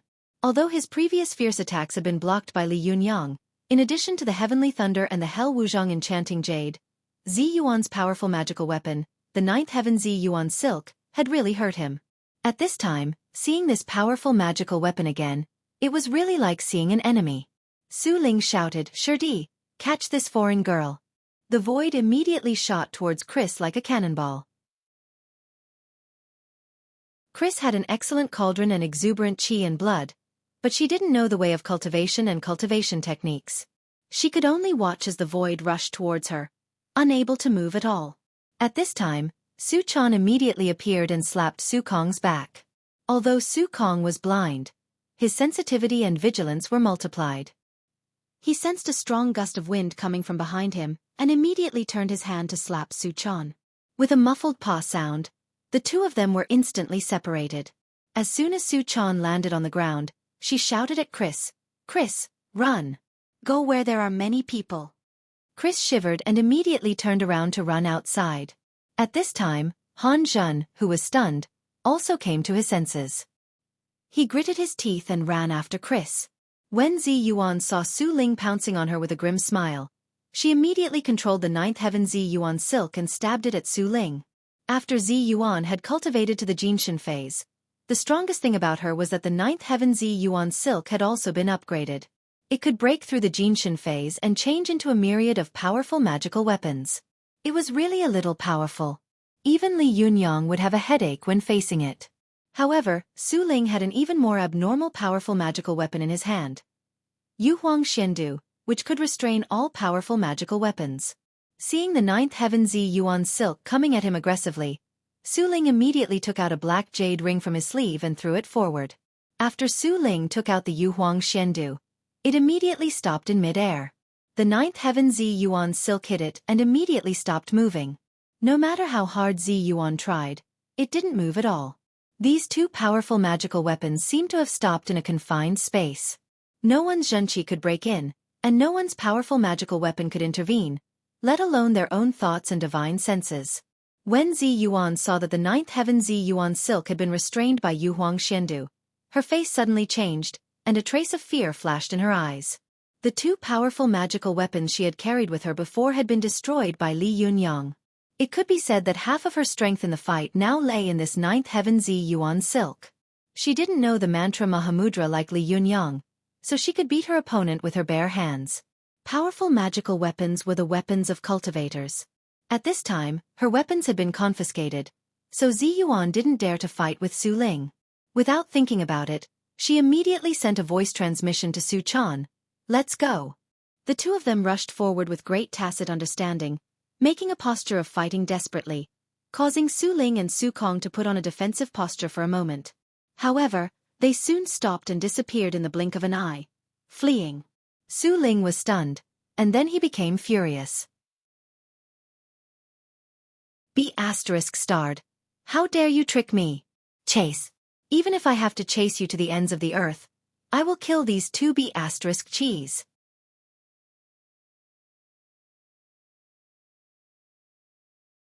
Chapter 763. Following Su Chan's instructions, Chris ran back to her home. Although she didn't know the way of cultivation, her physical strength was tyrannical, and her essence, qi, and blood were abundant. She was already considered rare in this world. Despite her fear, Chris's speed did not decrease. Instead, it increased. It only took a few steps for her to reach her lawn. Ignoring the guests who were playing on the lawn and greeting her, she rushed into her room. As soon as she entered the hall, she saw that it was full of guests. Some of these people were from the upper class of Pennsylvania. They were holding goblets, sipping red wine, and whispering about the situation on Wall Street. Not far away were mostly Chris's family and friends. They seemed to be much more lively, gathering together to gossip. Like most American girls, Chris didn't like noise, so the banquet was quite moderate. There was no loud noise, and there was no harsh rock music. Even if they spoke, most people consciously lowered their voices. Therefore, when Chris rushed in, the sound of the door was particularly ear-piercing, and everyone's eyes turned to her. Being stared at by everyone, Chris felt a chill run down her spine. She wanted to shout that there was a devil behind her and call the police. But she also knew that if she shouted, there would only be two results. Either Su Ling would catch up and kill her, or Su Ling would retreat, and she would be regarded as a lunatic and sent to a mental hospital. Chris quickly calmed down, pulled the hair hanging down from her ear, and reluctantly smiled at the crowd as a greeting. Everyone also raised their glasses to Chris, then turned their heads and went to talk about their own things. Chris resisted the urge to run as far away as she could and squeezed herself into the crowd. This kind of situation was a bit like using ordinary people who didn't know anything as a meat shield. It was very unkind, but there was no other way. Hiding in the crowd, Chris looked nervously and carefully at the door. From time to time, her eyes looked around, looking for a convenient way to escape. While she was looking around, she suddenly saw a person rush in. It was Han Zhen, who had followed her. Chris's face changed, and her body involuntarily shrank back. But at that moment, a voice came from the side. "Hey Chris, so you're here." Chris looked back and saw that it was her brother-in-law. Before she could greet him, she saw that Han Zhen had already heard her shout and was looking at her like an eagle. Chris was shocked, but she didn't dare to show too much of an abnormality. She could only reluctantly greet her brother-in-law. "Hi, Charlotte." Charlotte didn't wait for her to finish. She grabbed her and asked anxiously, "Hey Chris, I have something to ask you. Let's go to the side, okay?" Chris groaned inwardly, but just as she was about to refuse, Charlotte pulled her towards a spacious balcony in the backyard. Just as Chris was about to struggle, she saw Han Zhen walking quickly towards her. She gritted her teeth, nodded to Charlotte, pointed to the backyard, and said, "Let's talk there." Charlotte was overjoyed. He let go of Chris's hand and walked through the courtyard with her to the backyard. As soon as they got rid of the guests everywhere, Charlotte rubbed his hands and asked eagerly, "Chris, didn't the F***king friends who came with you last time come? You know, I also like national culture. Can I have a chance to get to know them?" Chris cussed in her heart. She glanced at Charlotte with a faint smile, as if saying, "Aren't you afraid that my sister will find out?" Charlotte also understood her gaze and quickly explained, "Don't get me wrong. I just want to get to know a few national friends, nothing else." Before he could finish, Han Zhen had already come over and said with a smile, "Chris, there you are. I was looking for you just now." Chris stared at him unkindly and said with a faint smile, "Han Zhen, I didn't expect you to be so concerned about me." Chris's words were full of resentment and had a double meaning, but Han Zhen didn't seem to hear it. He still smiled and reached out to grab Chris's shoulder. He smiled proudly and said, "Chris, I've always been concerned about you. Haven't you noticed?" When Chris saw him grabbing her, she struggled with her shoulder and angrily pushed him away. Her body was created by the spirit pill, so she was very strong. This push immediately sent Han Zhen flying. He fell into the grass in the back garden and fell on his face. Charlotte, who was standing to the side, was dumbfounded. He looked at his sister-in-law as if she was an alien. He couldn't imagine that Chris could push Han Zhen, an adult man weighing 150 kilograms, several meters away with a single push. After Chris pushed Hanjin away, she realized that something was wrong. Her brother-in-law was still standing next to her. She turned her head to look at Charlotte, her eyes flickering. Charlotte was so scared that he quickly raised his hands and said, "Chris, just pretend that I didn't say anything just now." Before Chris could speak, she felt a strong wind coming from beside her, and Su Chan's cry of surprise came into her ears. "Chris, why are you here? Go in." As soon as this cry of surprise rang out, Su Chan fell from mid-air with a cry. Just as she was about to fall to the ground, she flipped her body in mid-air, and her falling body immediately became as light as a feather. Like a nimble fox, she floated to the ground. As soon as Su Chan landed, she grabbed Chris's arm and wanted to rush into the room. However, as soon as she moved, she saw Zi Yuan appear in front of them in an instant, and Su Ling also chased after them like a maggot attached to a bone. Su Ling stood on the roof and looked down at the three women in the yard. He laughed proudly and said, "You still want to run? Do you think that running to a place with so many people is enough?" As he spoke, Su Ling took out a jade seal from his sleeve. He held it high and stamped it in the air in front of him. Immediately, two black characters were clearly stamped in the air. They were the two characters of 5 ghosts, in ancient seal script. When Su Chan and Zi Yuan had fought on Tiandu Peak, they had never seen Su Ling use such a vicious powerful magical weapon as the 5 ghosts and 5 plagues. Zi Yuan was experienced and knowledgeable. When she saw the words 5 ghosts, she was shocked and cried out involuntarily, 5 ghosts and 5 plagues. How could you have such a vicious magical weapon? Su Ling grinned grimly. The two black characters 5 ghosts in front of him hung in the air for a while, then slowly twisted and drifted away, as if the condensed thick ink had been dispersed by someone with an inkstone. The black chi slowly dissipated into 5 human figures. These 5 people were dressed in 5 colored robes, each holding an object. One was holding a frame and a jar, one was holding a leather bag and a sword, one was holding a fan, one was holding a hammer, and one was holding a fire kettle. The 5 of them had blue faces and empty eyes, and their bodies were emitting a black aura of death. They were the 5 plague ghosts, who were known as the 5 ghosts in the sky and the 5 plagues on the ground. Zhang Yuanbua, the spring plague; Lu Yuanda, the summer plague; Zhao Gongming, the winter plague; Zhong Rengue, and Xueqi, the chief plague. Zi Yuan naturally knew how powerful the 5 plague ghosts were. She was so shocked that her face turned pale. Without thinking about it, she immediately pulled Su Chan and shouted, "Let's go." Although Su Chan didn't know what kind of powerful magical weapon it was, she felt her hair stand on end just by smelling the pungent stench. She and Zi Yuan were next to Chris, one on the left and the other on the right. With a shout, the 3 of them flew out in an instant, turning into a beam of blue light and fleeing into the distance. Su Ling grinned hideously. "Where are you going?" The 5 ghosts and 5 plagues in front of him immediately chased after them like shadows. He and Su, who had rushed over later, also turned into 2 beams of blue light and followed them. Charlot was dumbfounded for a while, as if he had been immobilized. It wasn't until his wife called out to him from the house that he came to his senses. Kurt looked at her husband, who was standing in the yard, in surprise. She asked in confusion, "Honey, what happened?" The corner of Charlot's eyes twitched. "Honey, come out and look at them." Zi Yuan and Su Chan quickly fled with Chris, but Chris was full of doubts. She had seen the powerful magical weapon used by Su Ling transform into 5 people, but she didn't understand why Zi Yuan and Su Chan wanted to take her away from here.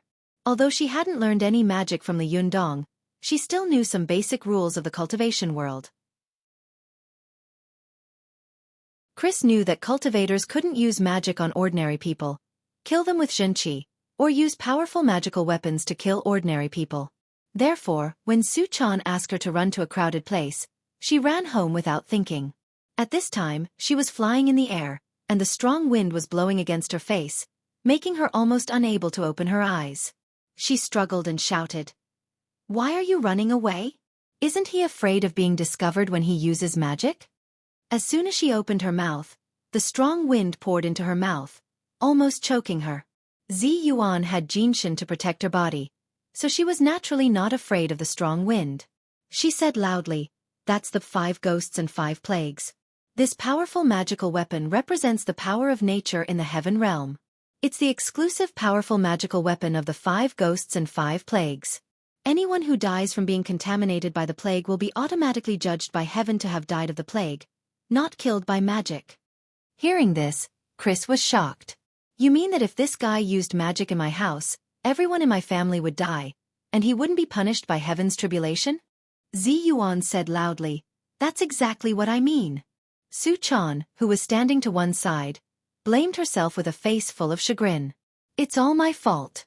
I thought it would be safe in a crowded place. I didn't know that this guy had such an abnormal powerful magical weapon.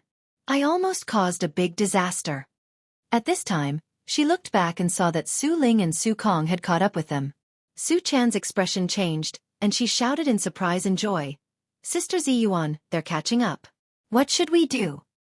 Zi Yuan looked back and saw that Su Ling, Su Kong, and the 5 ghosts and 5 plagues were all following behind them like ghosts. Although she was nervous and afraid, at least they wouldn't harm mortals, so she was a little relieved. She said, "I don't have any good ideas. I can only try my best to get rid of them. Why don't we split up and run?" Su Chan immediately knew that Zi Yuan wanted to sacrifice herself to buy time for them to escape, so she said decisively, "No, Chris can't fly. If we run separately, we will definitely be caught by them separately. Sister Zi Yuan, I've learned a magic in the past few days. Maybe it can trap them. Can you help me buy some time to hold them back so I can use this magic?" Zi Yuan was stunned. What kind of magic? Su Chan bit her lip and said word by word, "This is the secret technique of our Fox Zen school, the prison of the earth."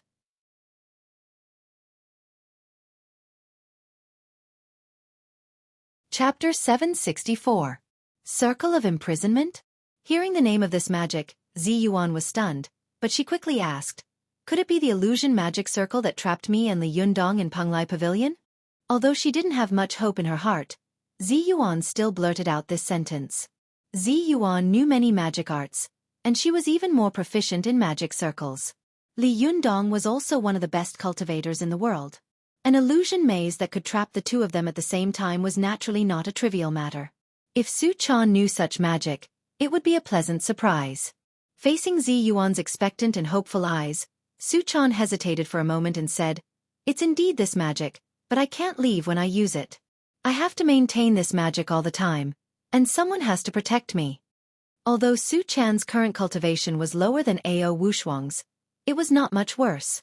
Moreover, Ao Wushuang had taught Su Chan many magic arts in the past, but because her spiritual power was weak before, she couldn't use them, and she didn't pay much attention to them, so she had almost forgotten many of the magic arts she had taught her. But after Ao Wushuang left, Su Chan thought about it and read the classics left by her master. She focused on practicing a few magic arts that she thought were more important. Now it came in handy. When Zi Yuan heard this, she was overjoyed and quickly said, "How long do you want me to hold them back?" Su Chan thought for a moment and said, "1 minute." A minute didn't seem long, but for cultivators, it was enough for them to die more than a dozen times. Especially now that Zi Yuan's powerful magical weapon had been exchanged by Yu Huang Xiandu, she could be said to be bare-handed. If she wanted to hold back a Jinshin master like Su Ling, and there was also a young spirit master like Su Kong next to her, the difficulty and danger of the situation could be imagined. Zi Yuan thought for a moment and asked, "How long can you hold on?" Su Chan thought again and said, 48 hours at most." Zi Yuan immediately said decisively, "Okay. I'll hold them back. You cast the magic as soon as possible." Then she said to Chris, "Chris, we'll trap the 2 of them later. You have to go back to Li Yundong as soon as possible and tell him the situation here. Let him come to support us as soon as possible." Chris was shocked and immediately said, "No, how can I leave you at this time? Zi Yuan, your cultivation is high.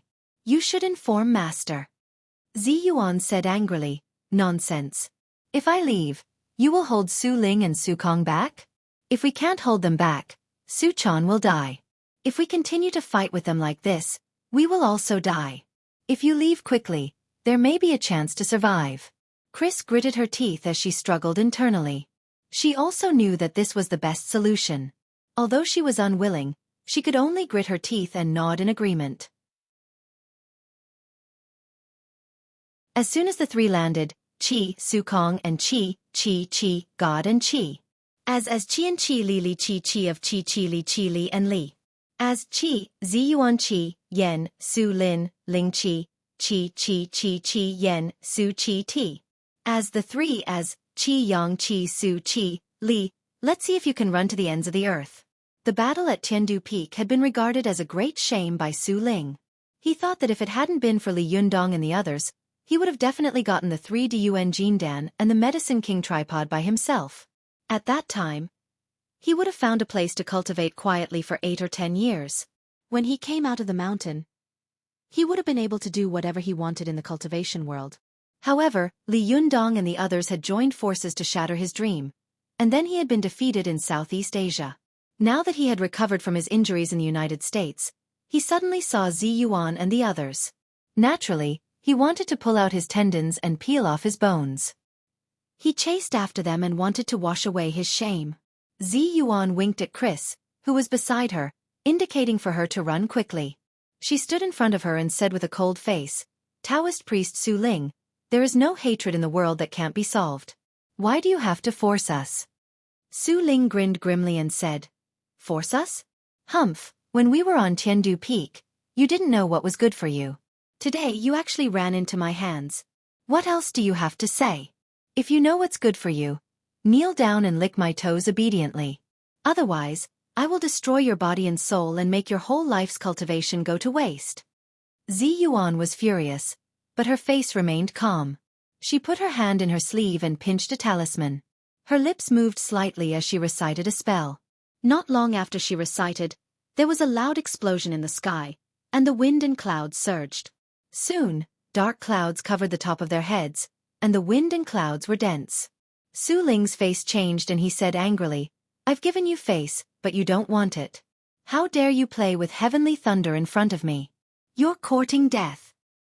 He pointed his finger, and then the 5 ghosts and 5 plagues roared and turned into several different colors of demonic wind, rushing toward Ziyuan. Ziyuan's face changed and she shouted, "Chris, run! Su-chan, run!" Without saying a word, Chris jumped up and ran into the distance. Su-chan jumped up and quickly circled around Su Ling and Su Ling. As Su-chan spun, she pinched the fingers of the Buddhist incantation of 9 words and silently recited the supreme mantra of Taoism, Lin, Bing, Dong, Swordsman, Jia, Shen, Lai, Qian, yes. This secret mantra was created by Zhang Daoling, the founder of Taoism. It was first recorded in Gu Hong's Bio Puzi, the 4th chapter of the Taoist Cultivation Master. It was also known as Liujia Secret Zhu.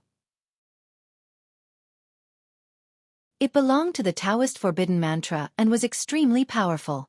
The Buddhist incantation of 9 words was a secret that could not be passed down, but there was no such thing as an impenetrable wall in the world.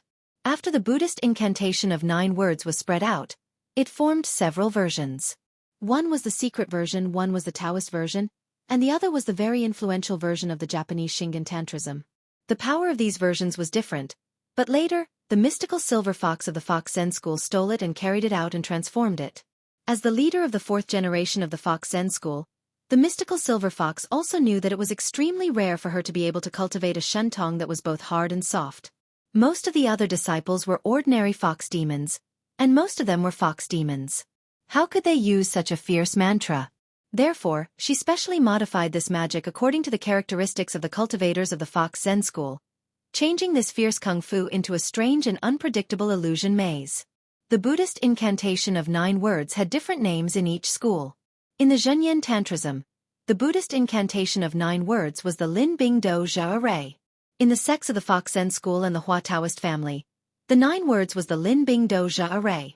The power of these 9 words was different.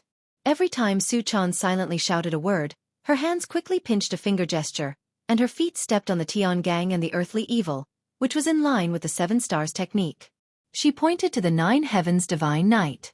Soon, a white mist visible to the naked eye spread out from her body, quickly covering the surroundings. Su-chan's cultivation was far inferior to that of Lu Ye's.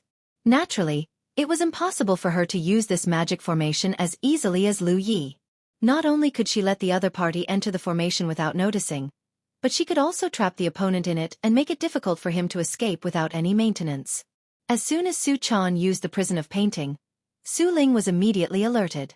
He shouted angrily in shock and anger, his roar shaking the sky. "How dare a little fox demon show off in front of me? You're courting death." After that, he turned into a golden light and rushed towards Su Chan. At this time, Zi Yuan suddenly shouted and pointed her finger at the sky. With a click, a bolt of lightning fell and accurately struck towards Su Ling. Zi Yuan was a virgin, so naturally, it was impossible for her to control the heavenly thunder.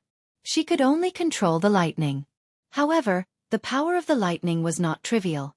Su Ling immediately dodged and did not dare to get close to her. At the same time, she drove the Tiangang wind to blow in all directions, and the plague that was close to her couldn't get close to her. For a moment, the plague was lingering around, and the grass on the outskirts of Harrisburg suddenly became dirty and black, like hell. At this time, Su Ling attacked Su Chan together, and Zi Yuan intercepted him. Although Su Ling could stop Su Chan's figure was extremely fast, and he couldn't catch her at all. Every time he saw that he could hit her, he often hit an illusion. Although Su Ling and Su Ling saw that Chris had escaped, they didn't take it seriously. They thought that Chris wouldn't be able to cause any trouble in this unfamiliar place. Chris ran for a long distance before she dared to look back. With the help of the moonlight, she saw a white mist shrouding the figures of several people behind her. Waves of angry roars rang out continuously. Bolts of lightning struck down from the sky one after another, and the ground was covered in black dirty water, spreading in all directions like ghosts. Chris shivered all over and didn't dare to stay. She immediately took a big turn, identified the direction of the sky, and ran in the direction of her home. At this time, they had probably flown dozens of miles away. Chris's physical strength was extremely tyrannical. At this time, she spread her legs and ran wildly. Her legs crossed like a pair of scissors, constantly opening and closing, stomping on the ground like a galloping horse. Chris was burning with anxiety, and her physical strength and potential were boiling to the extreme. Although she was a little out of breath at first, the more she ran, the more her chi and blood surged in her body, and the smoother her breathing became. White and black people were originally strong in chi and blood, and their muscles and bones were strong. This was a unique advantage of the human race. In terms of martial arts, many white people, especially black people, were born with tendons that took Easterners 10 years to train. Chris had the advantages of both the East and the West. Not only was her chi and blood strong, her muscles and bones strong, but her skin was delicate and her pores were quite fine. At this time when she ran, her chi and blood surged, like a pot of boiling water in a cauldron, and steam constantly came out of her pores. Fortunately, her pores were delicate, and she didn't sweat too much. Otherwise, with the characteristics of ordinary Westerners with thick pores, just exhaling and sweating would cause more than half of her primordial chi to run out. The reason why Westerners had an innate advantage in cultivation was that they were born with sufficient chi and blood. Sufficient chi and blood meant sufficient zhenqi in their bodies. However, this was also their innate disadvantage. It was precisely because they were born with too much chi and blood that the heat in their bodies was rolling, and they had to have thick pores to expel the heat. Therefore, once they exercised, they would be drenched in sweat and their primordial chi would be greatly depleted. However, Westerners did not understand the principle of, the way of man is to reduce the insufficiency and provide for the surplus. They did not know how to take care of their body or cultivate. In their later years, strong martial artists or athletes would either have Parkinson's disease, dementia, or be half disabled. Therefore, Westerners could get started quickly, but it was difficult for them to reach the top. Because they practiced fast, it was also fast. Chris ran all the way with only one thought in her mind: immediately return to her master's side and ask for help. At this time, her mind was the same, without any distractions. Instead, it coincided with the highest realm of cultivation. Therefore, not only did the chi and blood in her body not weaken at all, but it became more and more vigorous, and her spirit became stronger and stronger. It was a pity that she did not know how to consciously open and close her pores and acupoints like Li Yundong when he was cultivating in Tibet. Otherwise, she would have been able to gain something, just by running for this distance. Chris ran for dozens of miles at the speed of a 100-meter sprint and finally ran back to her home. At this time, the family banquet was still going on. Everyone at the banquet saw Chris rush in covered in sweat and rush straight to her bedroom. After a while, she rushed out like a gust of wind. She did not say hello to anyone on the way, only leaving them stunned. After Chris rushed out of the house, She immediately drove her car to the airport. As soon as she arrived at the airport, she did not even have time to close the car door and rushed to the airport building. After buying the ticket for the first flight to Shanghai, Chris calmed down a little. At this time, Chris anxiously looked at the electronic sign in the waiting building. Watching the time pass by, she suddenly hated herself for not knowing how to cultivate as much as she did now. If only I could fly. If only I could fight. Chris bit her lip tightly and clenched her fists unconsciously. 48 hours. It seemed very long, but it would take more than 10 hours to fly there by plane, and it would take nearly a day to reach Tiannan City. Could she really make it in time? Have Su Chan and Zi Yuan really trapped Su Ling and Su Kong?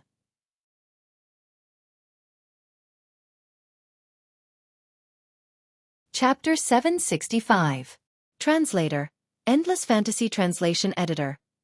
Endless Fantasy Translation Crazy was anxiously calling Li Yundong. Because it was a banquet that night, Chris was wearing a long dress similar to an evening gown. Except for the deep cleavage of her breasts, there was no place for her to put her phone.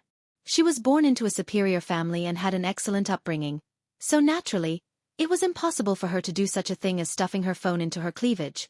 Zi Yuan and Su Chan were two cultivators through and through. One was a communication tool that never used any electronic means, and the other had been given to her by Xueqi before, but it was later confiscated by her master. She had borrowed it from Liu Bei and never returned it. Chris ran all the way home, took her handbag, and ran to the airport. Although they hadn't known each other for a long time, Chris knew that Li Yundong was a typical person who used his mobile phone as a landline and a pager. Asking him to answer a phone call was really a great karma boost. It was like winning the lottery. Chris was afraid that she would be delayed if she couldn't get through to him at home, so she made two preparations. While running to the airport, she desperately called Li Yundong after safely arriving at the airport. "Master, pick up the phone, pick up the phone." Chris stamped her feet anxiously, but the voice on the phone did not disappoint her. "I'm sorry, the number you have dialed is currently unavailable." "I'm sorry, Yub." Chris was as anxious as an ant on a hot pot. She wished she could immediately grow wings and fly back to Tiannan City. After dialing Li Yundong's phone number for a while, she quickly searched for Zhou Qin's phone number on her mobile phone. She was overjoyed to find Zhou Qin's phone number on her mobile phone, but after dialing for a long time, no one answered, just like Li Yundong's mobile phone. This time, Chris was so anxious that she broke out in a cold sweat.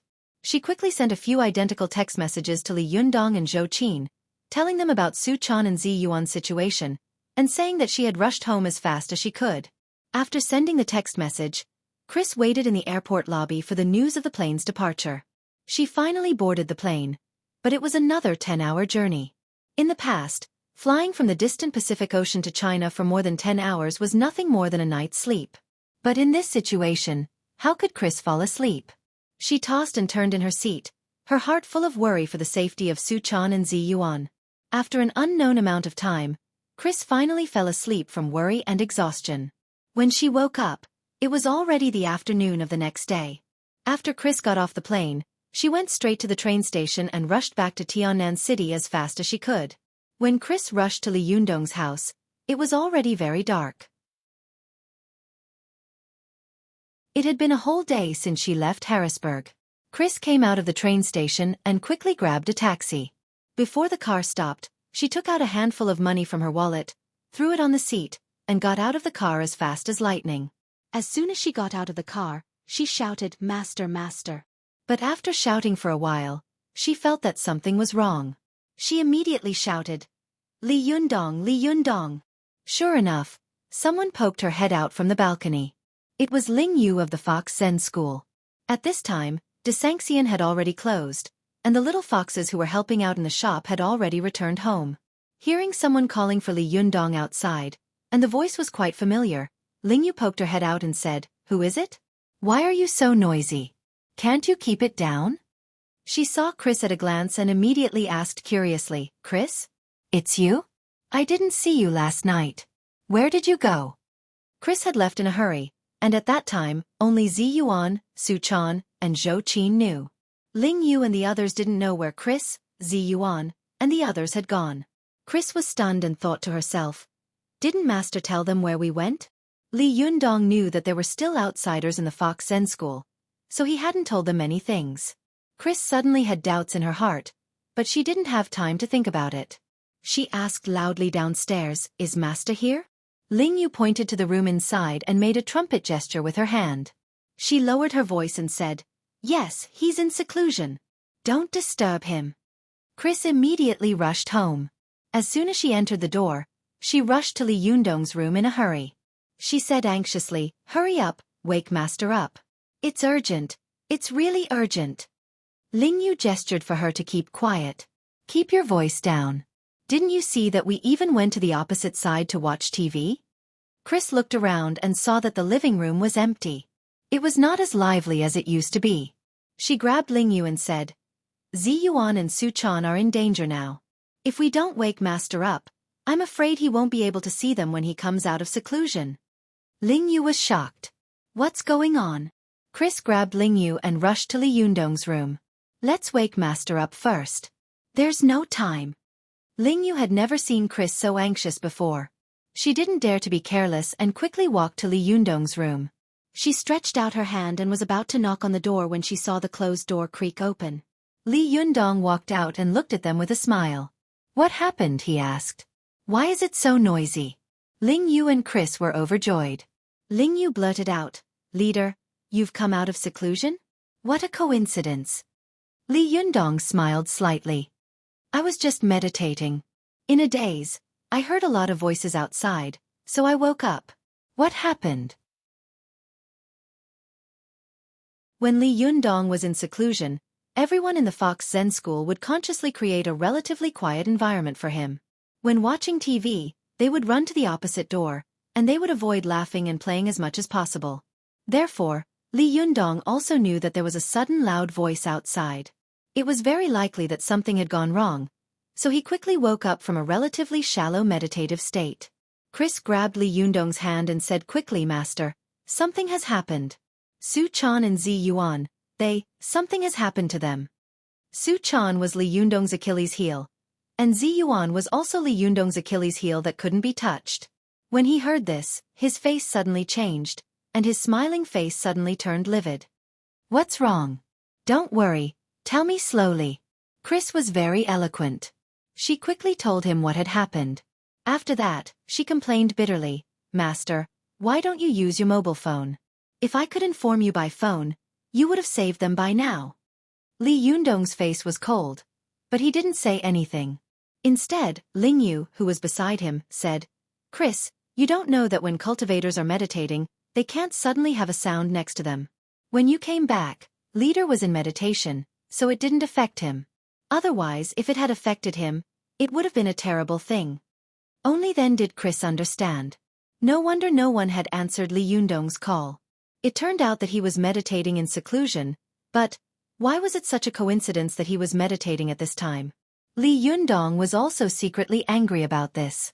After reading the secret method of heaven patching, he was naturally eager to learn it, so he went into seclusion to practice. However, he hadn't expected that such a big thing would happen during this seclusion. Seeing his ugly expression, Chris was afraid that he would blame himself, so she said, "Master, why didn't anyone answer Xueqi's phone? Is she also meditating in seclusion?" Li Yundong glanced at Xueqi's room and nodded. "Yes, she is meditating in seclusion. Don't disturb her, or she will be possessed by the devil. Let's go now and fly over. We can make it in time." Chris's expression changed and she said, "Master, I don't have to go anymore.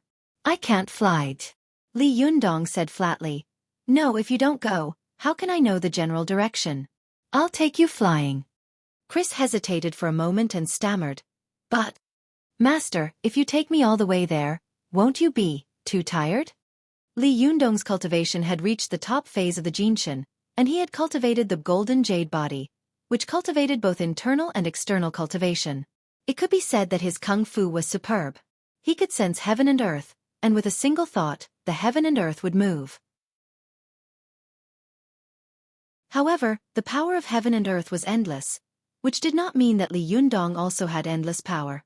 The unity of heaven and man was just using his own small universe as a medium and a foothold to resonate with the universe, thereby absorbing and receiving the power in it. It was just like Archimedes had said, "Lend me a fulcrum, and I can pry up the whole earth. No matter how good Li Yundong's fulcrum was, he still had to use strength. With the power of Jinshin, he and Chris flew from Tiannan City to Harrisburg in the United States. Even if Li Yundong could persist for more than 10 hours, he would be so tired that he would vomit blood. If he fought a strong enemy with fatigue, it would be like going to the toilet with a lantern, looking for sh*t, death. When Li Yundong heard Chris's concerns, he snorted coldly and said, "I have a way. Just listen to me." Chris gritted her teeth and said, "Master, what do you want me to do? Tell me." Li Yundong's eyes narrowed as he stared at Chris and said, "Take a deep breath, sink your chi into your dantian, and keep your mind focused." Although Chris had never learned cultivation seriously, she still knew how to sink her chi into her dantian and keep her mind focused. She immediately concentrated and took a deep breath. As soon as she calmed her chi and calmed her mind, she saw Li Yundong suddenly turn his left hand and slap it toward the top of her head. His other right hand made a lotus fist, with his index finger erected and the upper knuckle slightly curved like a hook. It was the Buddha top Mahamudra of the womb concealment, removing obstacles. His upright and slightly curved index finger quickly went toward the Shenting acupoint on Chris's face. Chris saw that Li Yundong had attacked her without warning, and every move was aimed at her vital point. She couldn't help but be so shocked that her beautiful face turned pale. She suddenly thought in her heart, "Master, don't tell me that you hate me for getting Su Chan and Zi Yuan into trouble and want to kill me." You're tuning in to the Xueqi's Martial Arts Saga YouTube channel. Don't forget to subscribe and join us on this journey to catch the most captivating stories.